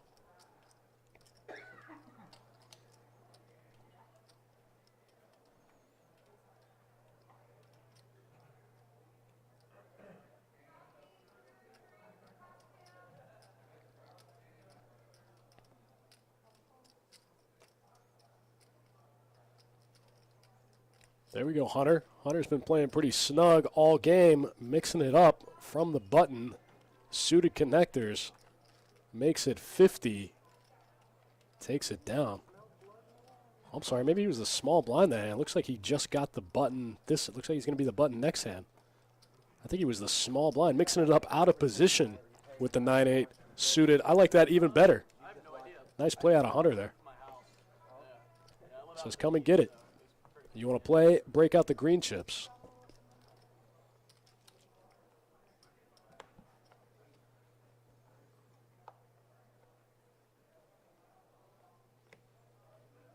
Somewhere where they built a spaceport, like for the commercial private flights. They actually built like an airport for. Yeah, it's called Tommy getting in there with the 3-4 suited. Looks like we got a straddle pod this hand. Yeah, I just actually just bought some stock of it. It's called Virgin Galactic. Seed 8 VPIP like 12? No, it's higher than that. I can show you in a minute. He's actually been one of the more active players. That's probably seed 9. Seed 9 VPIP. 10, 12. Set the IPO or It's like back in. Here we go. Ace Jack suited from the button, putting in a raise. what'd you buy him at? What's that? What'd you buy him at? Like what price? Yeah. Got in at like 17. It's at like 20. Ace Jack still in the lead, but nobody in the hand flopping a pair. Goes, like some of them go busto, but I mean, in my eyes, Yeah, that's the beauty. Gutter ball for the Jack 9 offsuit from JD in the big blind. like the first one, It's gotta be a lot. we'll see. Yeah, we'll take a look at the stats after this hand. I'll show you what everyone's doing in the game so far. We're about almost 2 hours into this game. We started right about 9 o'clock our time. First thing I noticed when I moved down here is how many more stars you see floating in the sky. JD trying to get there with that gutter ball. He needs a 10 one time. Ace Jack gets the check mark here. Pair of queens, Ace Jack 8 is the winning hand for Hunter. If JD can't blast him off of it. Looks like it's probably going to go check, check here on the river. Oh, wrong. It's going to go check all in. I love the 2-2 games. Definitely going to go check, check. Instead, it goes check all in. Hunter had the best hand. Got it all in. VPIP so far in the game. Tommy the most active. And then JD right behind him, 52 and 50. Matus in 4th place. That's the player in the 8th seat, 40% VPIP. Any idea how many people it thinks Pre-flop raise. Angel coming in with the most, 22%. the 260,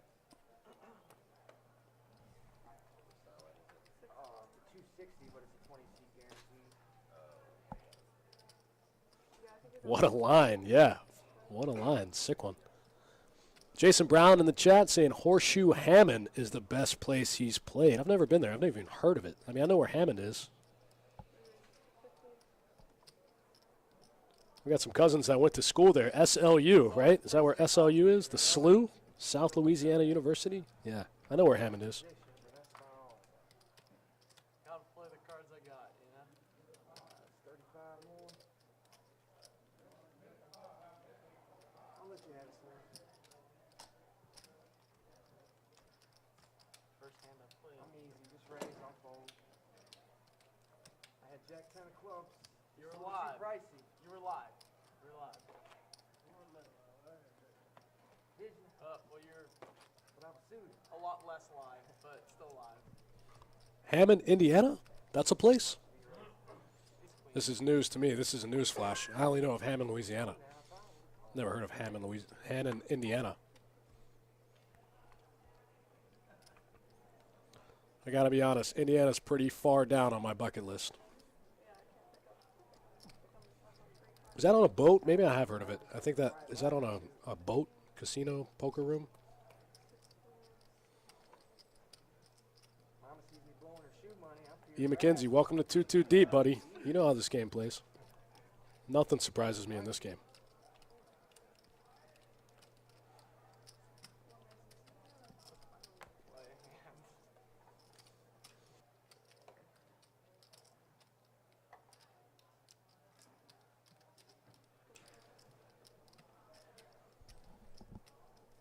Yeah, that's right.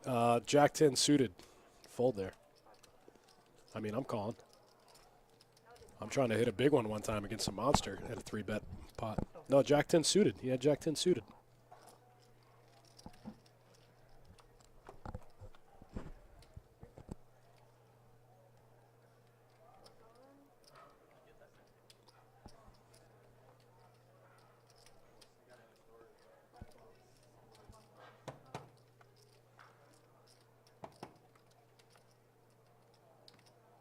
Wow, pocket trays. Good. Pocket trays. Taking down a big one. What's going on there? Why is he getting up? Are you coming back, Tommy? Not sure what happened there. Maybe we had a misclick there with the graphics. The pocket trays definitely got the check mark.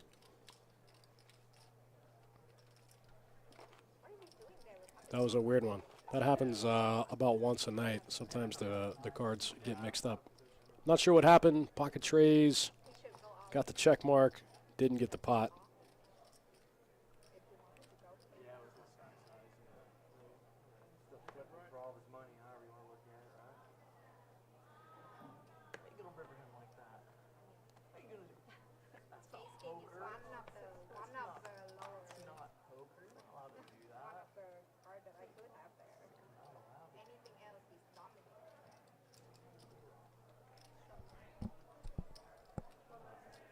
If any of you guys are going to be around tomorrow night, got any interest in playing that $1,100 main event this weekend, we got a 260 mega satellite with 20 seats guaranteed. This is the last one before the main event. Last chance to get in for the cheap. So you play this mega, we're giving away 1 for every 5. So if we get 200 entrants, we'll give away 40 seats. We get 150 entrants, we'll give away 30 seats. You get the idea, but we're definitely going to give away 20 seats and then 1 for every 5 after that. It's going to be a huge one. I imagine we'll probably give away 30 seats. I think it's going to be a big one. It's the last one before the main event. Last chance to get in for cheap. I think we're going to give away about 30 seats. So that's 260, and you play down, and then you get an $1,100 main event seat. Once we get inside the bubble, we stop play completely, and every player remaining gets a main event seat. That's the best way. We have a great ladder program here at Best Bet Jacks. That's a great way to get into these big main events without busting your bankroll. That's tomorrow night, 6 o'clock, 260 mega. Last shot to get in the Winter Series main event for cheap.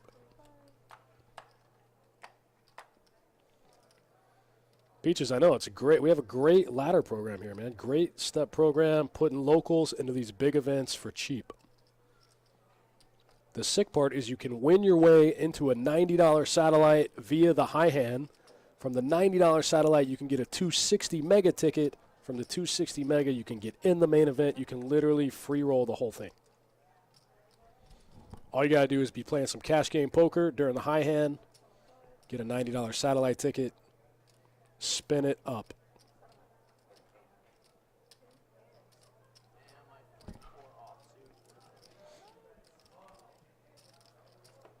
I've seen it happen. Tony Miles, second place finisher in the 2018 World Series main event, got there via a Best Bet satellite package. Bet you guys didn't know that.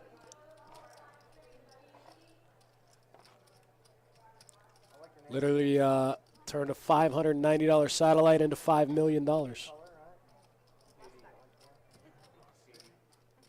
I was there. I watched it happen. I like your nails too. My mom thinks otherwise. Peaches 17, we appreciate that. You already know. But thanks, John. Oh, Daddy needs a new tooth. Playing for a tooth. Looks like Matus with the straddle under the gun picks up a couple of folds. Waiting on the action tracker to catch up here. I don't know what's going on. How does the stream go till? Whenever. 3:07. Hold on to my 6.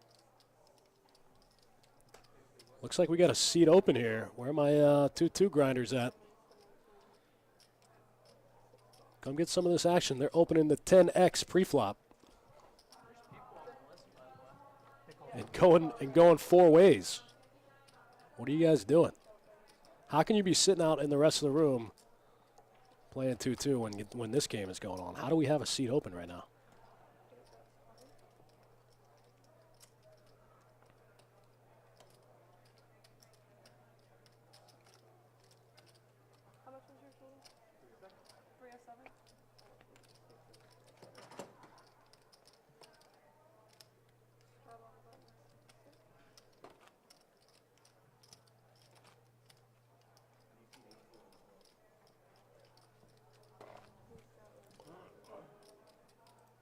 For all of you guys that are going to be in town that can't get in that $1,100 main event, we've got a $350 tournament on Sunday. $350 with $100 bounties. That's the call that the consolation prize for everyone that busts out of day 2 of the main event. That starts at 1 o'clock. $350 no limit hold'em with $100 bounties. I'm sorry, $350 monster stack. This isn't the bounties. This is the monster stack on the 26th. That's always a great tournament. It's not a guaranteed tournament, but it's always a big prize pool. And it's a monster stack. You get a ton of chips. Great tournament for everyone that busts out of day 2 or everyone that's still in town through the weekend. Make sure if you're here, you like to play tournaments, jump in that $350 monster stack on Sunday for sure. Look at this hand.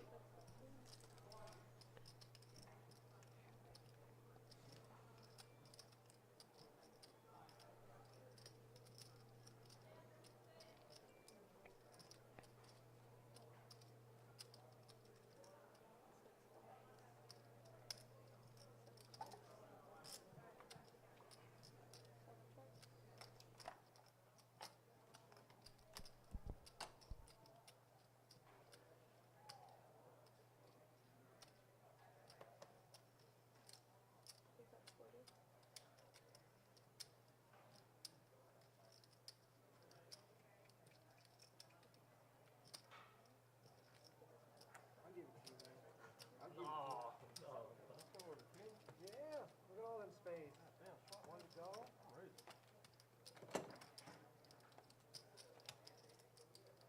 I'll find out later now. Can't lie to me here, you know. You do it. House. Watch the tapes. Did you? Yeah. No, I can't bet that. I ain't got no information on everybody yet. Not enough. Why are you watching the stream before you gave me? Yeah, not much. More though. information than everybody here. Yeah, you have more than us. Just watching a little bit. I'm just trying to play too.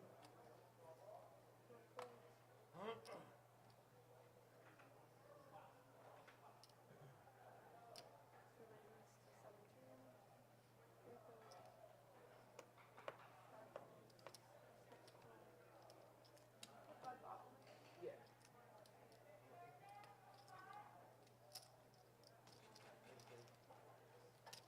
Okay, coffee, food, drinks, cocktails.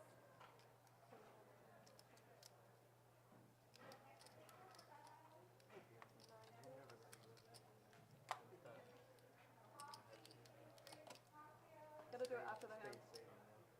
After the hands. After this hand. Huh? He wouldn't lie, would he? Dude, the amount of times he's turned over aces, I believe him. I mean, he's running good. That's one of the Yeah, I definitely believe I you had a believe full him house. 100%. When you're running good and you say you have a full house, I think you have a full house. It's not even about the turn bet. What am I going to have to call on the river to find out? Check. I wasn't even paying attention, but Don't watch the hand either. yeah. It's not a good investment, though.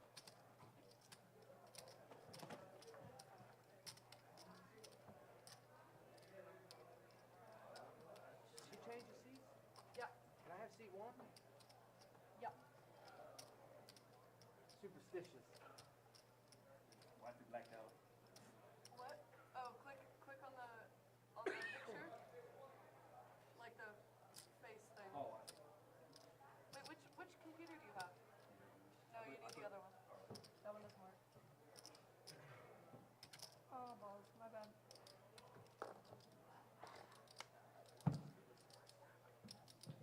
Unbelievable. Andrew, you're Oh, Alright. Well, yeah. Okay. so no picture needed? Nope. Not for now. The other computer's dead. So I forgot about that. So Angel has a total of 730. This is for seat 4. Seat 7. Mason is going into seat 1. You're talking yourself.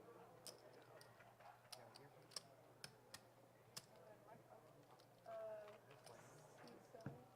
Mason is moving to seat 1 with 417.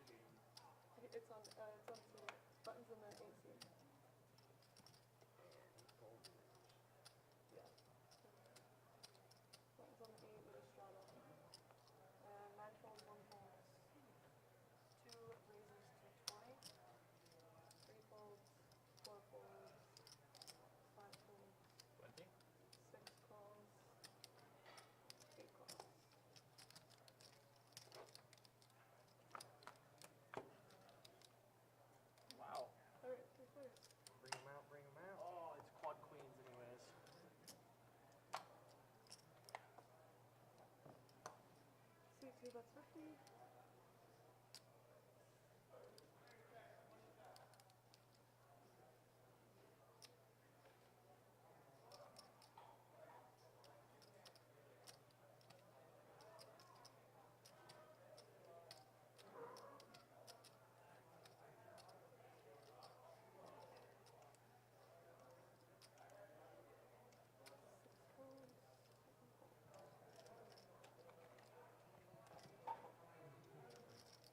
Not too bad of a flop. Yeah, pretty good flop.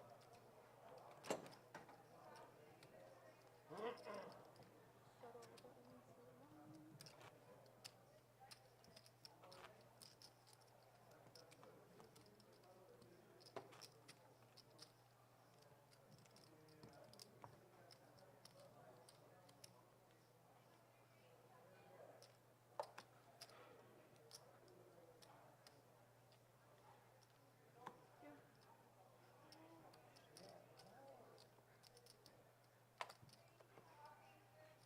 buttons.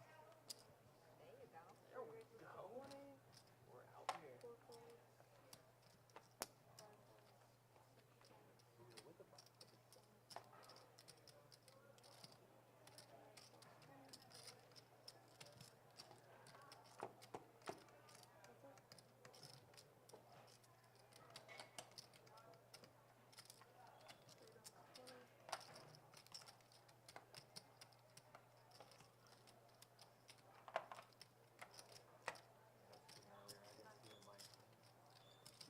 When I made that comment earlier, I didn't really see the mic.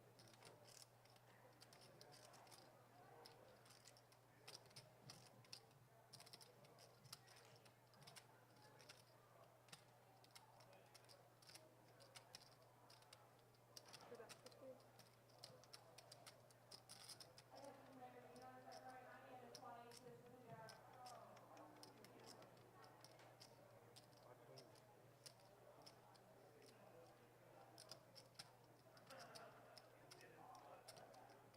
And then music song maybe 25.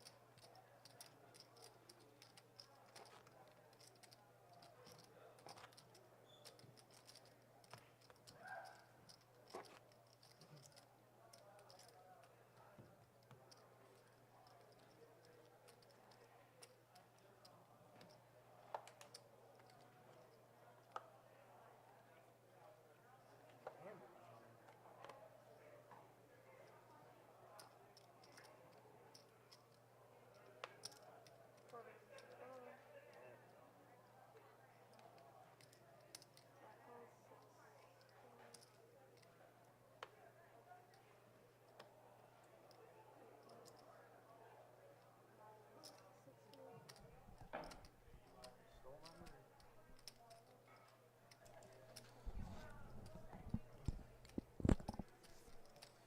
Shaggy on Twitch says the girl's the best player in there. Talking about Angel? Yeah, Angel's solid. She doesn't play around. I don't, but no, when I say that, right away, always the same way that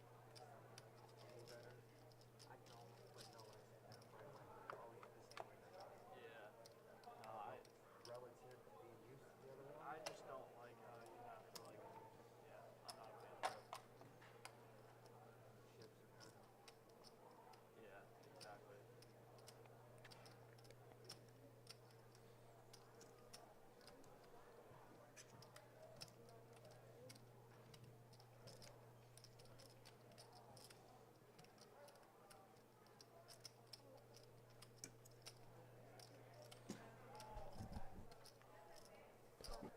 We got a big pot going on here. 500 in the middle. I'm sorry, 400 here. 100 going in on the flop. Queens versus ace 8 suited. Wow, ace 8 picking up an open ender on the turn. Hunter's only got 300 left. Looks like he's going to get it all in.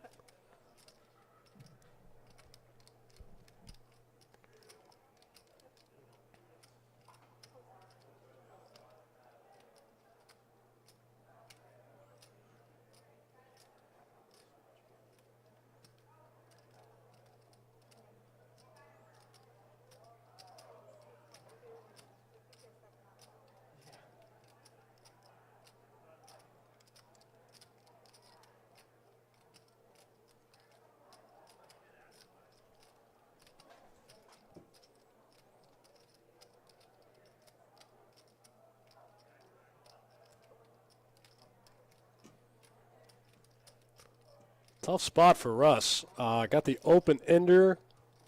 Oh, gets out of the way. Open ender with an overcard. Probably doesn't think his ace is good. If he does get there and spike an ace, Russ lays it down one time, and I think he's probably going to top off. Tough spot. You guys probably know your equity goes way down on the turn when you're chasing an open ender like that. He's only about a 25% favorite to make his hand.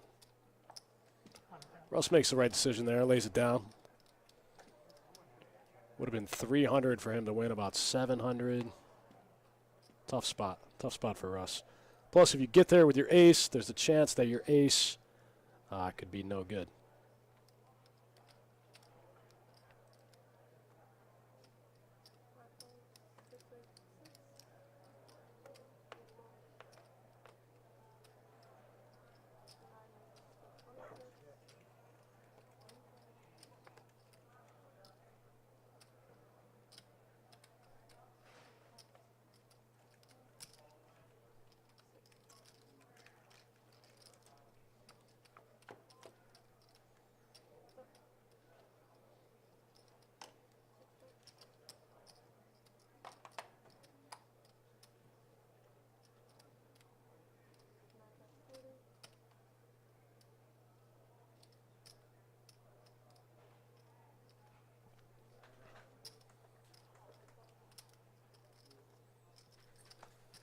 This time Hunter and the other Russ mixing it up. This time Hunter with a big flop here, flopping 3 nines.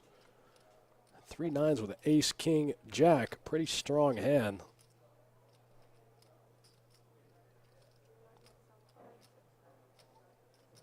He's got Hunter betting into him here on the river. Going to call that one pretty quickly, pick up an extra 75.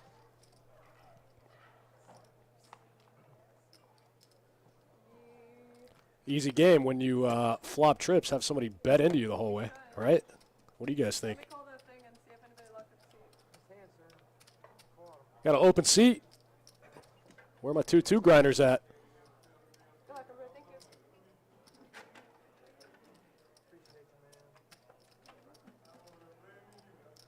So we're going to try to bring in a good friend of mine, my old buddy E. McKenzie. We're going to see if we can bring him in via remote commentary. He's going to jump in with us and watch a couple hands. He's been playing 2-2 for a long time. Going to commentate. He's played a lot of hours here at Best Bet. He's going to commentate, hang out with us, and let us know what he sees. E, you there? Can you hear me? I can hear you, I think. Mic'd up? Can you hear me? Yeah, I hear you, man. What's happening? Can you hear me? All right, cool. Let me, just getting everything adjusted here. Yeah, we hear you. Get in there. Get mic'd up. Fantastic. Okay, yeah, I've got the video now. Okay, so I'm on. Excellent. Yeah, you're in there. It might be kind of weird. You might not be able to hear yourself, but we can hear you. Yeah, no, that's cool. Fantastic. All right, so action. Tell us a little bit about yourself first before we jump right in here. Sure. So yeah, I've been playing poker since back in the party poker days of Awesome. You know, a lot of online play, a lot of live play, going back and forth between recreational and trying to actually make money. You know, currently doing the whole, you know, POF poker thing. You know, coming back a lot to visit you guys, hang out, have a good time. You know, my old stomping grounds, as it were. Awesome, man. Thanks for tuning in. Thanks for joining us. We know you're an avid Twitch chat reg. We like having you in there. Always spice it up, make it fun. Yeah, I mean, it's you know, it's I enjoy it. I mean, I enjoy the room a lot. Mostly, I would say that you know, it's just a lot of fun to see people I recognize, hear from people I recognize, all that kind of good stuff. What do you think about this hand? Flush draw over flush draw. I mean, I like it, man. I saw there was a lot of action pre-flop. It looked like there was like 4 people saw the flop, some bet raise on the flop. I'm into it. I like what's happening. What's real sick here is any 7 is good too. He can get there with a 7. That's true. Yeah. All of JD's 7s are live here. Every one of them. Every single one of those 7s is live. Unfortunately, he thinks his diamonds are live, and they are super not. Yeah. I mean, he does have the chop outs too, but I mean, good luck. Oh, that's true. Yeah, good point. He gets there with the jacks, too. You guys can see that in the top right-hand side. Jacks come in, and they chop this thing up. Jackson trays with an ace. You don't ever want to be in a spot where you're drawing to a chop, though. Right, exactly. I mean, you kind of just accept that and hope for the best. But I mean, there's no way you can know that either. I mean, there's look, from what I can remember from this hand, there was a lot of hands that he's going to contain aces here. A lot of hands are going to contain jacks. The flush over flushes are always just super difficult to navigate, or flush under flush rather. The chop spot is kind of like the safety valve. When it happens and you get lucky, you go, oh man, wow, I was crushed the whole way. Lucky chop. Right. Yeah. I mean, usually it's those situations where you don't even realize that you had chop outs. You just kind of you just kind of accept it and hope maybe the next one goes better. But I do actually like this. I like his jam here. I definitely like the call. I don't know why they kind of went to the tank on us there, but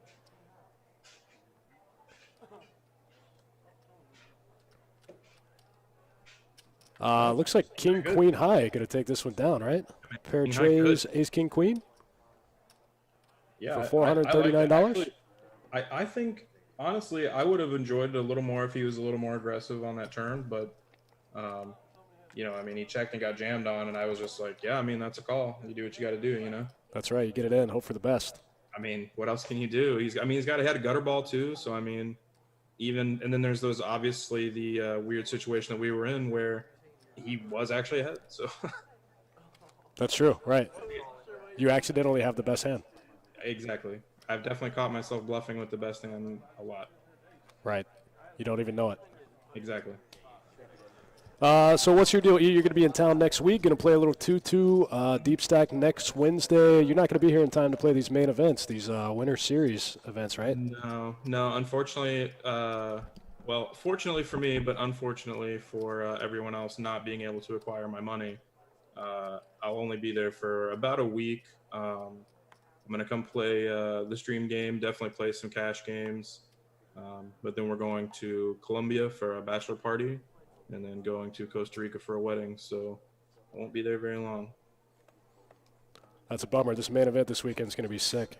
$200,000 guarantee. As you know, we're going to smash that guarantee, probably hopefully get about $240, $250 in the prize pool. Right. Oh, hello. Look at Russ D picking up aces the very next hand. Sure. Rusty's been pretty active all stream. It's really tough to assign a range to him pre-flop. We've seen him in there with all kinds of hands. That really benefits a player like that when they finally do pick up some aces. They're going to get action, Right. And Ken here just hoping for the best on the flop. Misses completely. Yeah, it is what it is. Oh, don't show him. How do you feel about that? I think Jesse and I talked about this on the radio show earlier. Him and I are both big fans of don't ever show them unless you have to. I think specifically on these stream games, it's fine. I mean, you want to have a good time, and, it also helps loosen people up a little bit. Everyone, kind of feels a little stuffy, gets a little nervous under the lights. I get it. So I tend to, show some good hands, show some bluffs while I'm there, tell some stories. But are we going to see some funny card game when you're in town? Dude, I am so in. I've tried so hard to get that to catch on here, and it's just not doing it. But everyone here is a degenerate gambler anyway, so I don't have to do very much. Why don't you explain the funny card game to our viewers so they'll know what's going on next week when you're in the game? Sure. So the funny card game, pretty simply, if you win a pot and you have a funny card in your hand, which would be a card that doesn't make sense with the board or what your action was, then you have to show it. If you have two funny cards, you have to show both. So if you get a good bluff in, you got to show both. And if you don't have a funny card in your hand, you also have to show both. So if you flop a set and bet into someone, everybody folds, you got to show the set. Same situation. Like in this hand, like if he were to take it down with like the 8-5 or something, you just got to show the 8-5. Oh, I see, because the 8-5 is the 2 funny cards. Double funny card.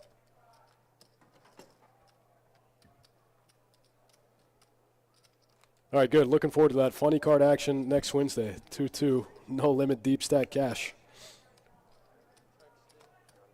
That one's going to be another late one. We'll be live after the radio show next week, so we'll be on about 8:30 Eastern time. Also this Sunday, we got that final table of our main event. Don't miss that. That's going to be some premium next-level tournament play for all you tournament grinders in the chat.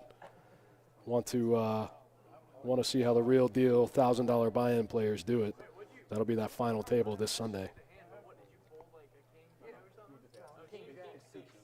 That's going to be a fun one. I'm looking forward to that one.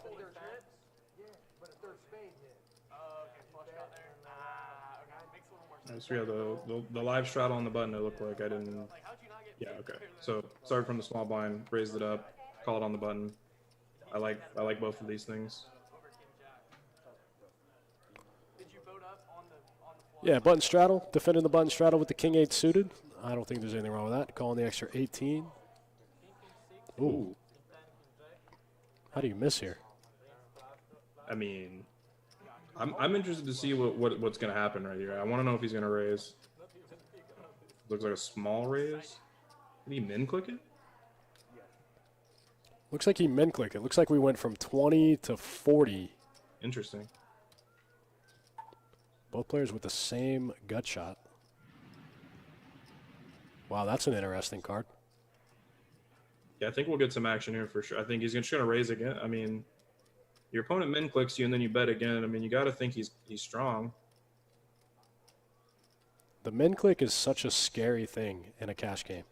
Yeah. Okay. Yeah. I was gonna say I think our graphic may be off, but he had the black chip, so he's got like another 200 behind.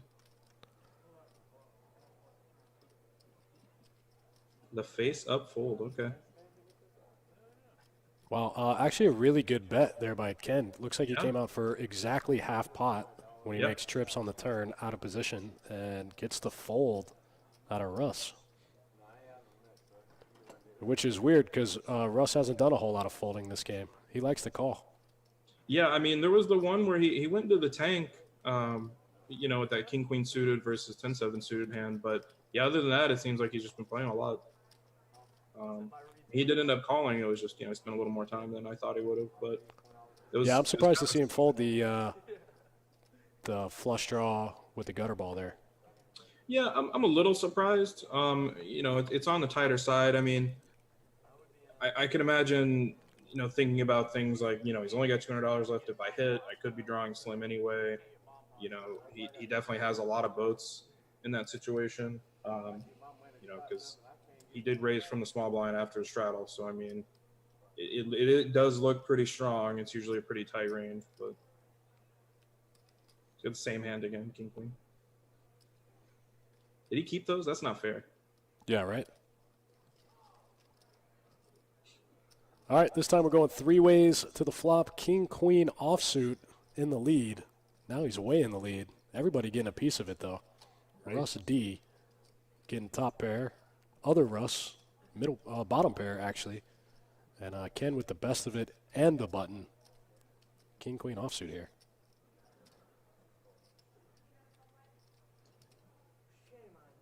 Oh, the old hole card check. What do you think when you see that happen in the hand? Does that always mean strength? Honestly, it really depends on the game. Like if I'm playing in the lower limit games like a 1-2, 2-2, 1-3 type game, I don't put too much stock in it because I've just experienced so many guys that legitimately forgot what suits their hands were. It's kind of weird to check it on a rainbow board. Right. I'm not really sure what he's looking back to see, but I've seen so many people try to use it as a bluff. I've seen so many people try to use it as like an obvious tell that it's just they can't help themselves. They have to look. But it's usually on the flush boards, so I'm not sure what to make of it. I'm really surprised by his fold here. I thought Ken probably would see this one all the way to the river. Yes. Looks like King 4 is going to be good. King 4 suited. It's that bad news right there. Right. A little Russ versus Russ action. Look how big these stacks are in these 2-2 games. We've been talking about it all night, how good these 2-2 games are here at Best Bet Jacksonville. Mm-hmm. Let's take a quick look at the stats real quick. See where everyone's standing after about 65 hands into our 2-2 no-limit stream. Matus gave a little bit back. He was up over 900 last time we checked. That must be 5-seat Russ down the most. Stuck, what's that, 250 big blinds? Yeah, that's it. Most of that, I think, went to other Russ in that flush draw versus flush draw hand. Yeah, the big one. Pretty big gap there. I think the next person, the next loser in the game was stuck like $64, and then Russ is stuck 500. It happens sometimes. I mean, you get into those hands that, no one's going to disagree with you. You can't get away from it, Yeah, absolutely. All right. We got something brewing here, I think. Yeah. I'm thinking of a flop. There goes one of those 5 outs. Matus folded one of the 5, so Angel drawing really thin right here up against pocket queens and Jack 10 suited. Oh, wow. Oh, yeah.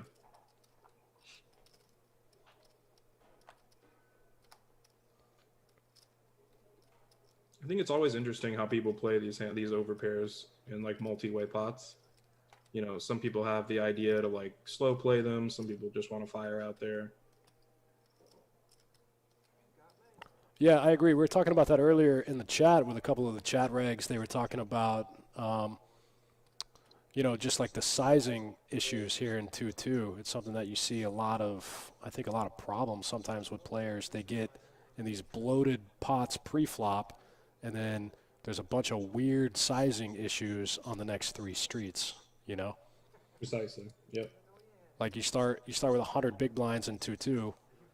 You make it 10 or 15 big blinds pre-flop, it goes 4 ways. Now there's 60 big blinds in the middle. What do you do? Right. How does that leave you any playability for the other streets? Right. Yeah, you get into these like you said, you put yourself in a weird situation, Right. But on the flip side of that, if you make it like 4 big blinds, it's like the snowball effect and you get 6 callers. So it's really hard to find that sweet spot in the smaller stakes games. Yeah, exactly. I mean, even things like the amount of rake coming out, starts to even affect like the pot sizes, which I think is why people just open for so much just to get, outside of that. But I like this is a sick turn card. Right. Yeah. What a juicy turn. I mean, you just kind of stuff it here, right? Like he only has $164 behind that, so I mean, it's basically a min raise. No, just call. Okay. Yeah, I agree with you. I think Rusty's got he's got 500 big blinds. Just get it in there. Well, no, I mean Mason only had like $160 left, so I mean, he bet I thought for sure it was going in. Rusty getting there. Yeah, well now he's all in and he gets called, and all right. Do you think there's some merit there? Maybe he's trying to give Mason enough rope to hang himself on the river. Maybe he doesn't want to jam and have to worry about a fold. I think the only time that he's probably folding those queens is like maybe on an ace river or something.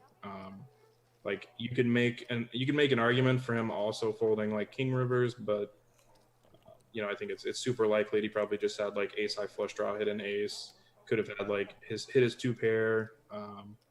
But I mean, when you only have that much left into a pot that's already bloated, I mean, it's really, really hard to fold.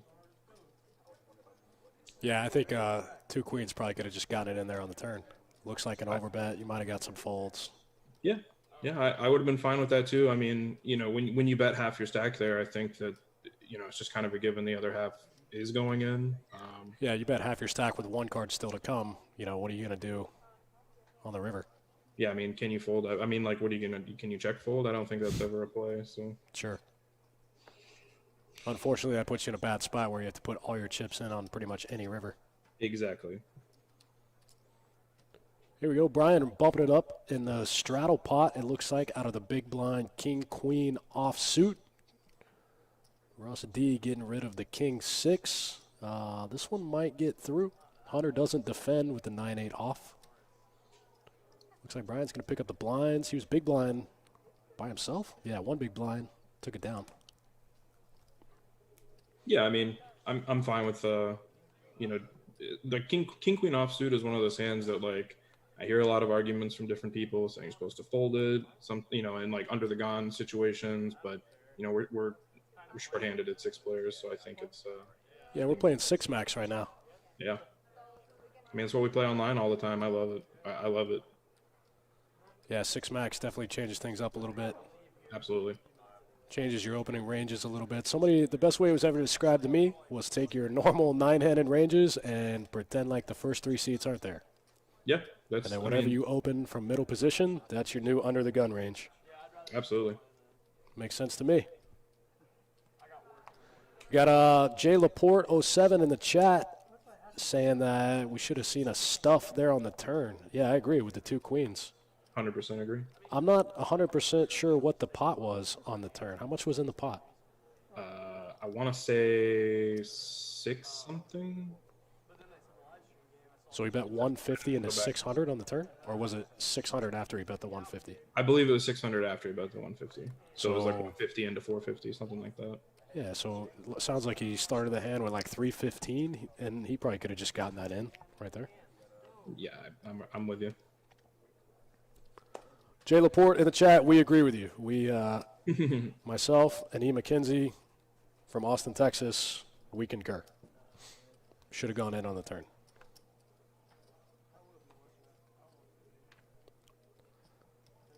Got an interesting one here. Yeah, that spade. Yeah, that spade might save Brian some money. Yeah. I think these situations when you're on the button like this, you can basically decide one of 2 things. You can go, 1, you can check back here and try to get one more street of value on the river if they hit something.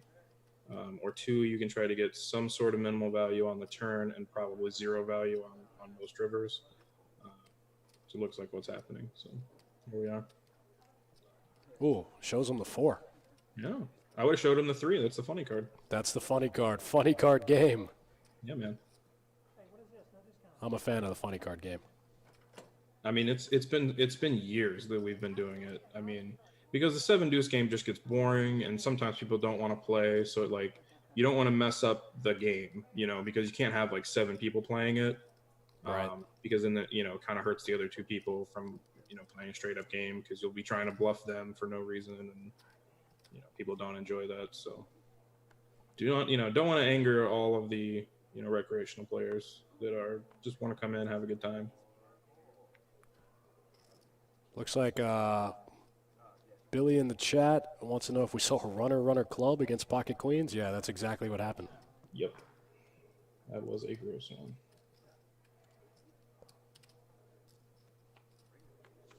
All right, looks like we're going 3 ways in a straddle pot right here. $12 in the middle. Ace-9, way out in front here. Yeah, too far. Okay, we turn a gutter. I like it. Let him catch up a little bit, then bet.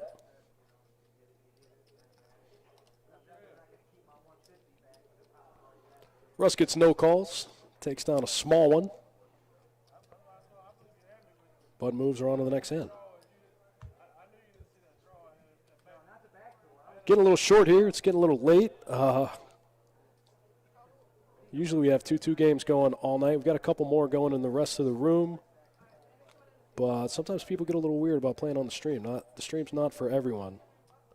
But that's because they haven't walked over and seen how deep it is yet.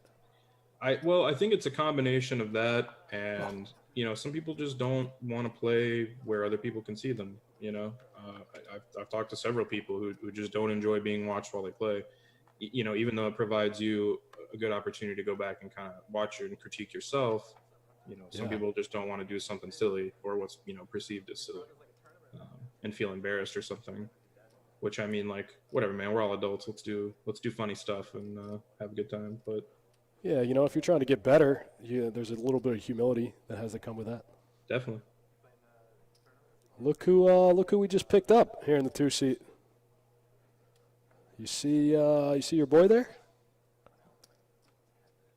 Is that Manny? That's Manny. Wow. Manny jumping in the game, jumping in the 2-2 deep game late night style. I should have known from the hoodie. Yeah, turn down that hoodie, man. Your hoodie's too loud. No, it's exactly the Manny volume. Manny coming in on an 11 here in the Best Bet Live 2-2 deep stack game. All right, what kind of odds can I get that he raises the first hand? He just played his first hand. This is you. Oh, I'll that give you makes really good odds. Okay. Manny's a good sport. His father is a WPT main event champion, Doc Nabil Herezi, right here at Best Bet Jacksonville. Mm-hmm.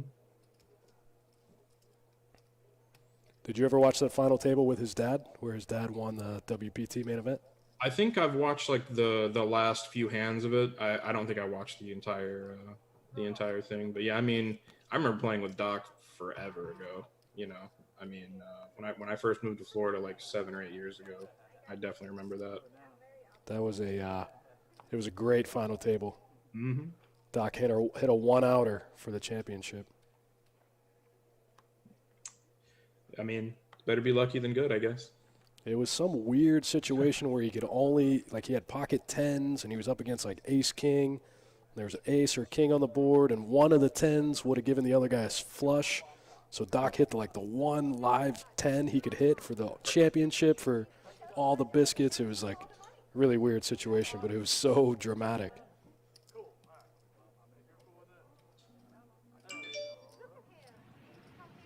If you ever get time, go back and watch Nabil Herezi's final hand of his WPT championship. It's a sweaty one. Yeah, for sure. I mean, he's also just a good dude, you know? Yeah. So, I mean, it couldn't happen to a nicer guy, honestly. Absolutely. He's living proof of good juju, you know? Good things happen to good people. He just walks Definitely. around, talks to everyone in the room, just got good juju. Yeah, I mean, I even remember there was a friend of mine on like a Sunday. We were playing at Vestbed, and he like chipped his tooth or something. I don't even remember how he did this. Like, just like he wasn't eating, he just chipped his tooth, right? And he like had no insurance and was like pretty broke. I was like, all right, well, now's not a good time to tell me that you're pretty broke when I brought you to a poker room, but all right. And Doc was just like, no, I got you, come on. And he took him to his office, fixed him up. That's the last time I ever heard about it, so I assume everything went great. What a dude. A super nice guy, man. Yeah, great guy.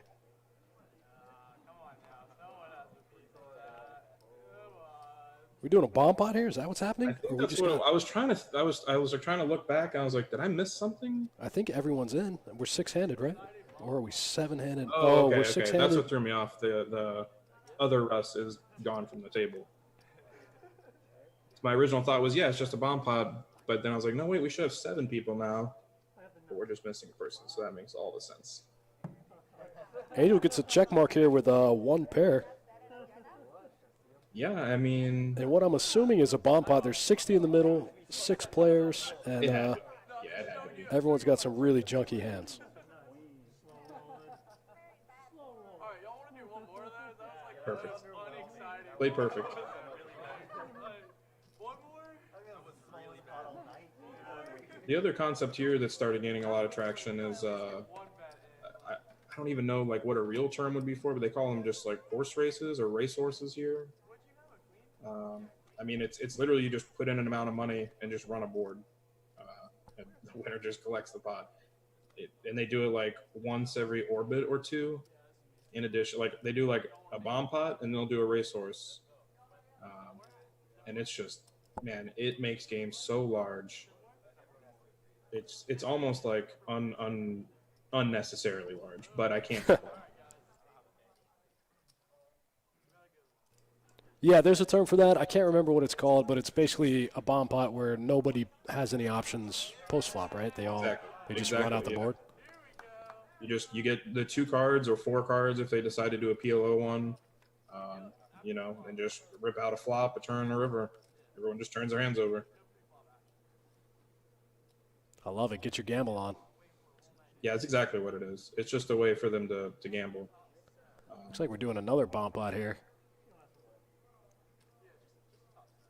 Definitely. Okay. Angel picking up ace queen suited in Man, the she's bottom got the pot. goods. What a gift. Oh, and she flops it. God.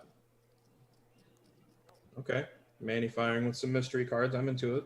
I like it. There's Why look? $60 dead money out there in theory. Why look, you know? There you go, Angel. Okay. Manny firing out of the small blind here. What do you think? I think Manny's probably got a flush draw, maybe some kind of combo draw. What do you think? Could be. Yeah, I would definitely lean more towards, flush draws. I think we saw there's a 5 of hearts already gone, so he can't have too many sweet combos. But he could also just have a weak ace. Could have a weak ace. Could have an 8x. I don't think he ever folds 8x of hearts right there. Oh, definitely not. Yeah, I'm with you there. Pair plus flush draw. Nice little pot for Angel there. Never having to get past the flop. About $85 in that one, I think, if I did that math right. Thanks again for tuning in, guys. If you're just joining us, we're watching 2-2 No Limit Hold'em Deep Stack Cash. Myself, my good friend E. McKenzie. We're on a 15-minute delay, live out of Best Bet in Jacksonville. I love these games. I say it all the time. 2-2 No Limit is my favorite game to commentate and stream on Best Bet Live. Definitely. I mean, I tend to play the 2-5 cash games while I'm there, with the exception of the stream game. Right. The stream game is just too fun. It is. And it's usually people that I've played with before, so I can, it's for not as serious amounts of money. So it's just a lot more fun, laid back. Everyone's having a good time. Usually. There's still the occasional giant headphones guy, but that guy's not having fun. We got some serious money going in this hand. We got pocket trays versus pocket queens. Matus opened the trays, got 3-bet by Hunter. Got position on him in the cutoff. Not the best flop for either hand in a 3-bet pot.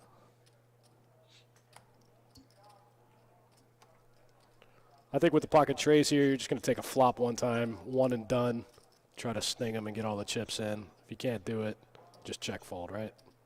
Yeah, I think so. In most situations, especially when there's a king on the flop, I mean, that's going to super heavily favor that 3-bet range. I think, queens or jacks there is probably maybe tens or the worst kind of hands you're going to be looking at, but he can definitely have ace king. You can definitely have aces and queens and all that kind of good stuff. So I think you're on the set mining plan, as long as your opponent has enough money for it. Yeah, and I think Hunter is deep enough for that. Hunter had about 500, almost 600 to start the hand, so that's plenty, definitely the right odds to try to mine a set. Even if it is a 3-bet pot, he's still got 15x his 3-bet size. Those are the kind of things you want to look at when you're looking to set mine against a player. You don't want to be set mining somebody that's got 20 big blinds in a 3-bet pot. True story. You want to try to get it all in there.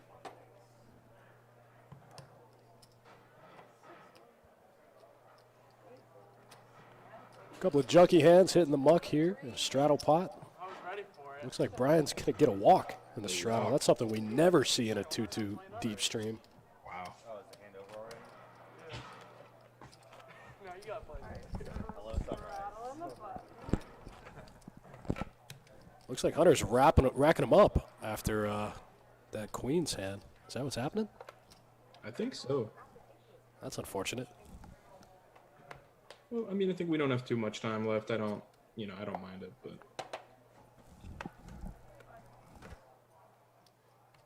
trying to play the free ones and get out, I assume. No, here it is. You're playing out of the rack, baby. Give it back.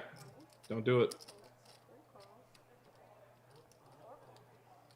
Oh, yeah.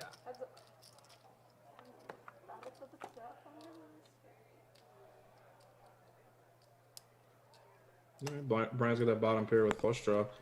I'm into it. I'm into it too.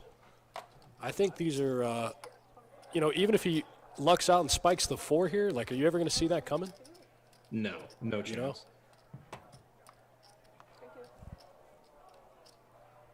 Oh, ace jack is what he's got with the club. Okay. I'm not a huge fan of these type of hands out of position, though. I want a hand.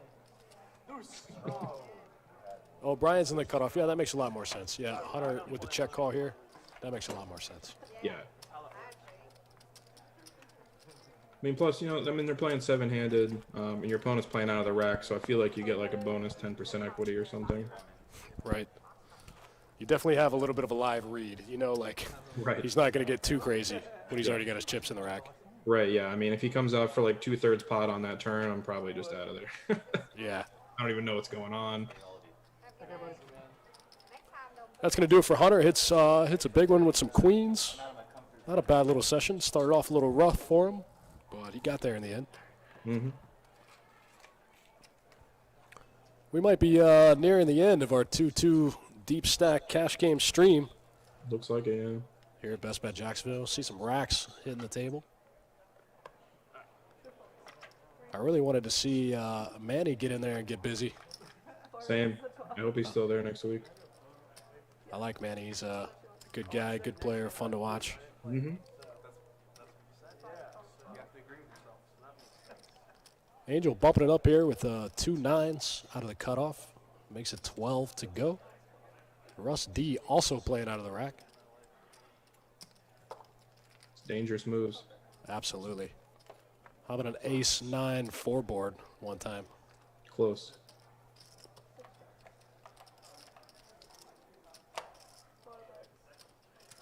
Unless someone gets a little rambunctious, I think this is probably going to be the end of this one. Yep. One bet and take it for Angel on the flop.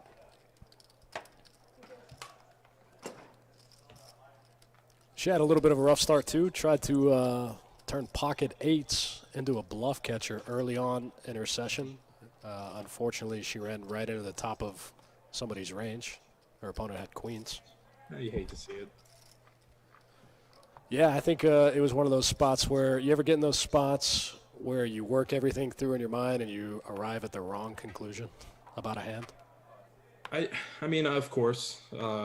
I tend to do that, at least for a long time. I tended to do that with the, like, way ahead, way behind scenarios. Right. Those were getting me into a lot of trouble. Until, someone eventually just grabbed me by the shoulders and was like, stop putting so much money in when that's in that scenario. Like, if you're not sure whether you're way ahead or way behind, stop, All right, here we go. We got the 49ers. Let's do it. Nope. All right. Manny in there with the 9-4 suited from the defend in the big blind. That's a big pot already. Already 50 in the middle. Yeah, I mean, these, the opening raise sizes in 2-2 are just so sporadic. I mean, or erratic rather, not sporadic. They're so erratic. I mean, I've seen people sometimes raise to like $8. I see people raise to 25. I mean, it doesn't really seem to be a rhyme or reason. Most of the time anyway.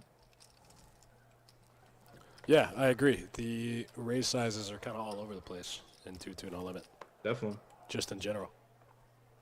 I mean, there's sometimes that way also in the 2-5 games. I mean, I'm not going to take anything away from the 2-5 games. They're also very good. You see people open to 20. You see people open to 45. I mean, I think we touched on it earlier, but I think we have the best games consistently here at Best Bet Jacksonville for sure. Like there's other rooms within a days or so drive that they have good games, but we have the best games consistently. That is not allowed. ooh. Yeah, I mean, I definitely agree with you. Definitely a lot of action, all over the room. Pretty much any time of day also, it's a big factor. I mean, so many times, you go to someplace a little further south or like, even in like the casinos down in Hard Rock and all that. Even sometimes then it's just like kind of boring nights and everyone just wants to go out to the casino floor. But I like what's going on here. I like that the turn check back That is a juicy river card. Yeah, Everything gets there. yeah, everything. I mean, it's an excellent bet because I mean, you know, you might get called by something. I mean, your hand's I think just too good. It's like almost too good to the point of like you're only getting called by a 10, but like you gotta hope that, you know, maybe she just makes a hero call with a jack. No, all right. She thought about it. Oh yeah, I think maybe if she hadn't gotten stung earlier in the session trying to turn that hand into a bluff catcher, she might have looked him up one time right there. yeah. I mean, it that was definitely one of those situations that's we are either way ahead or way behind. You know, he has an absolute air ball there. You know, or he's got 2 pair or better, and it's hard to figure those situations out. What a bad run out for Bryant's hand.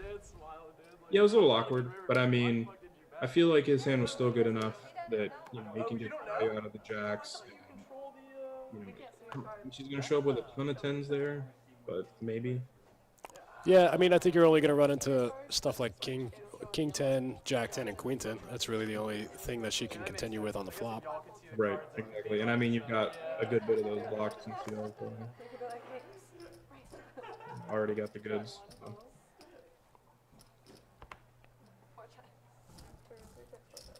All right. Deuce 4, 5, 8, King 6. I feel like they just played pick a card. That's what came out here. Get a 10 one time. A 10 one time to spice things up. Angel getting there with the 4 deuce Yeah, on the from turn. out of nowhere, man. There it is. Wow. It's the 10 of hearts, too. Spicy one. Absolutely. It's going to be hard to get called by a worse was hand really- there. Yeah, I was really hoping I was going to go check bet raise and see how that went, but got the maximum $5 value right there, I think. That's right. Got the maximum blinds in the middle. You sitting all night, wait. Work at 8, but I live at the beach and I work downtown. We talked about it already once tonight, guys. Make sure if you're trying to get in that $1,100 main event for cheap, make sure you get here in time for that 6 o'clock mega tomorrow. We're giving away 20 seats and then 1 for every 5 players after that. It's going to be $260. Gets you in that mega, guaranteed 20 seats and then 1 for 5. We gave away 21 last Thursday, and trying to give away like 30 tomorrow, but we need your guys' help. We need you here.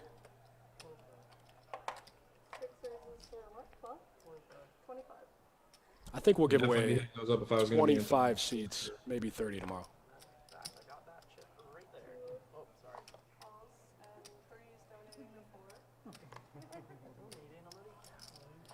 Here we go. Check this hand out, E. We got some action going down here. I like so far. And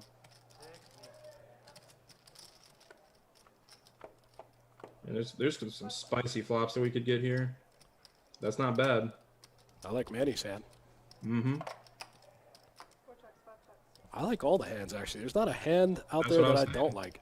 Yeah, I mean, I don't hate that flop at all. We might see some chips get pushed around this hand.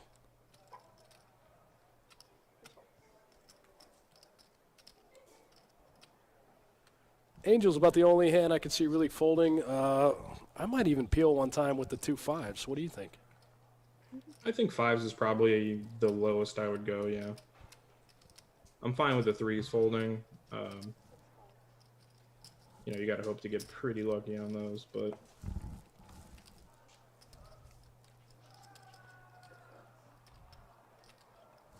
Yeah, getting after it. I like it. That jack's not a very fun card. I think it's okay.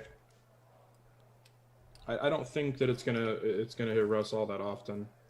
You know, he would have had to have like maybe a bigger flush draw with a jack in his hand or something like Jack 7. You know, because he did call the bet on the flop. So I don't hate it. I mean I'm a pretty big fan of the aggressive style that I've seen Manny play over the years of just getting after all the money. You know, people don't seem to show a ton of interest in it, and he goes after it. I like that.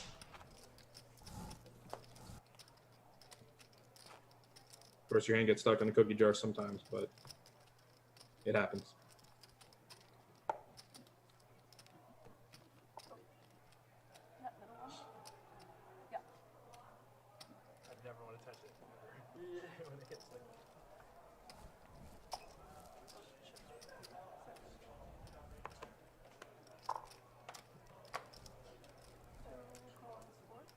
You gotta go over the square placement with Manny.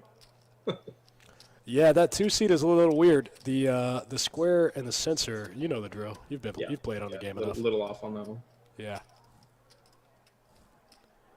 Manny came sneaking in late night. We didn't get a chance to run him through it.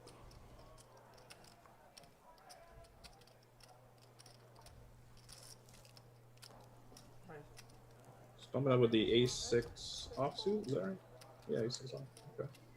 I think Angel, she looks down at all that dead straddle money, all those limps, you know. Oh, man. Yeah, forces Manny to get out of there with, like, that's one of my favorite hands, 10-9 suited, man. Absolutely. You got to pry that hand away from me. Yeah, I mean, I don't think I love it quite as much as you do, but, man, I do love that hand. I think that's a great play by Russ out of the small Absolutely. blind there. Yeah, I mean, definitely especially at smaller stakes, you just got to bet your own hands. You know, you don't have to get super tricksy with it. You know, the tricks are not going to pay off, and you know, unless it's like a kind of a cooler-ish situation anyway. You know, you just got to get money in there when you've got great hands. Just bet, man. You know, just 3-bet people. Yeah, you know, absolutely. it's a pretty huge leak in a lot of people's games, not knowing how to play in 3-bet pots, especially out of position. So, you know, that's another thing that goes back to what we were talking about earlier about the bloated pots pre-flop. It's really hard to play a 3-bet pot, you know, when they get so bloated. Exactly. And you know, all of a sudden, you got 3-to-1 stack to pot ratio.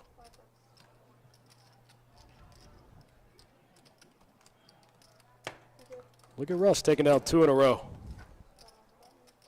I think that's twice as many hands as I've seen him win since I got on board.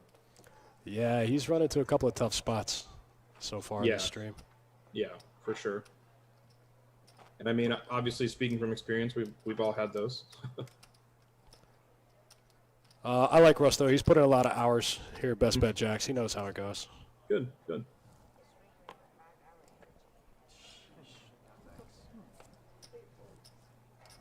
All right, everybody. That was fun. Bye, Brian. Good night, buddy. Looks like Brian racking up here. Yeah. Angel says, cool. I want to gamble more anyway.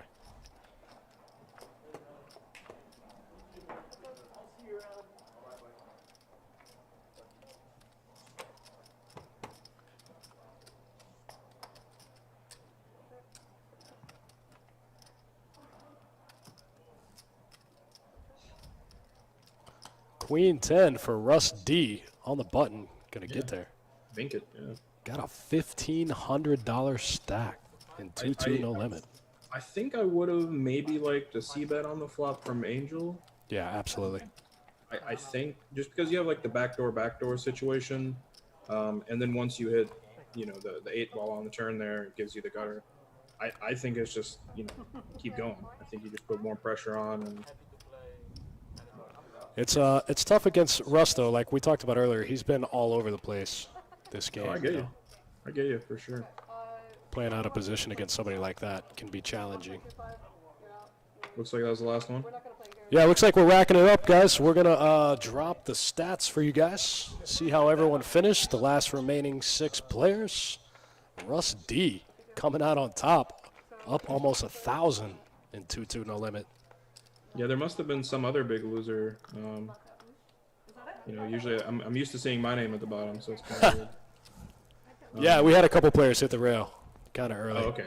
Yeah, before I jumped in. That makes more sense. I was like, all right, so I'm not really good at math, but where'd all this money come from? Yeah. Yeah, I was like, this guy cannot have given $509 and turned it into 2,000 or whatever. All right, guys. Myself, Dustin Shacklock, my good friend E. McKenzie, joining me in the chat from Austin, Texas. We appreciate you guys tuning in. We'll be back Sunday night with that final table of that $1,100 main event Best Bet Winter Series 2020. Thanks again for tuning in, guys. We appreciate it. E, thanks for hanging out with me and commentating more. Love to see more of you in the future. Thanks for having me, man. Yeah, absolutely. Thank you, guys. All my chat regs, thanks for hanging out, keeping me busy. We'll see you guys back here on Sunday night. It's been a lot of fun. Thanks, guys.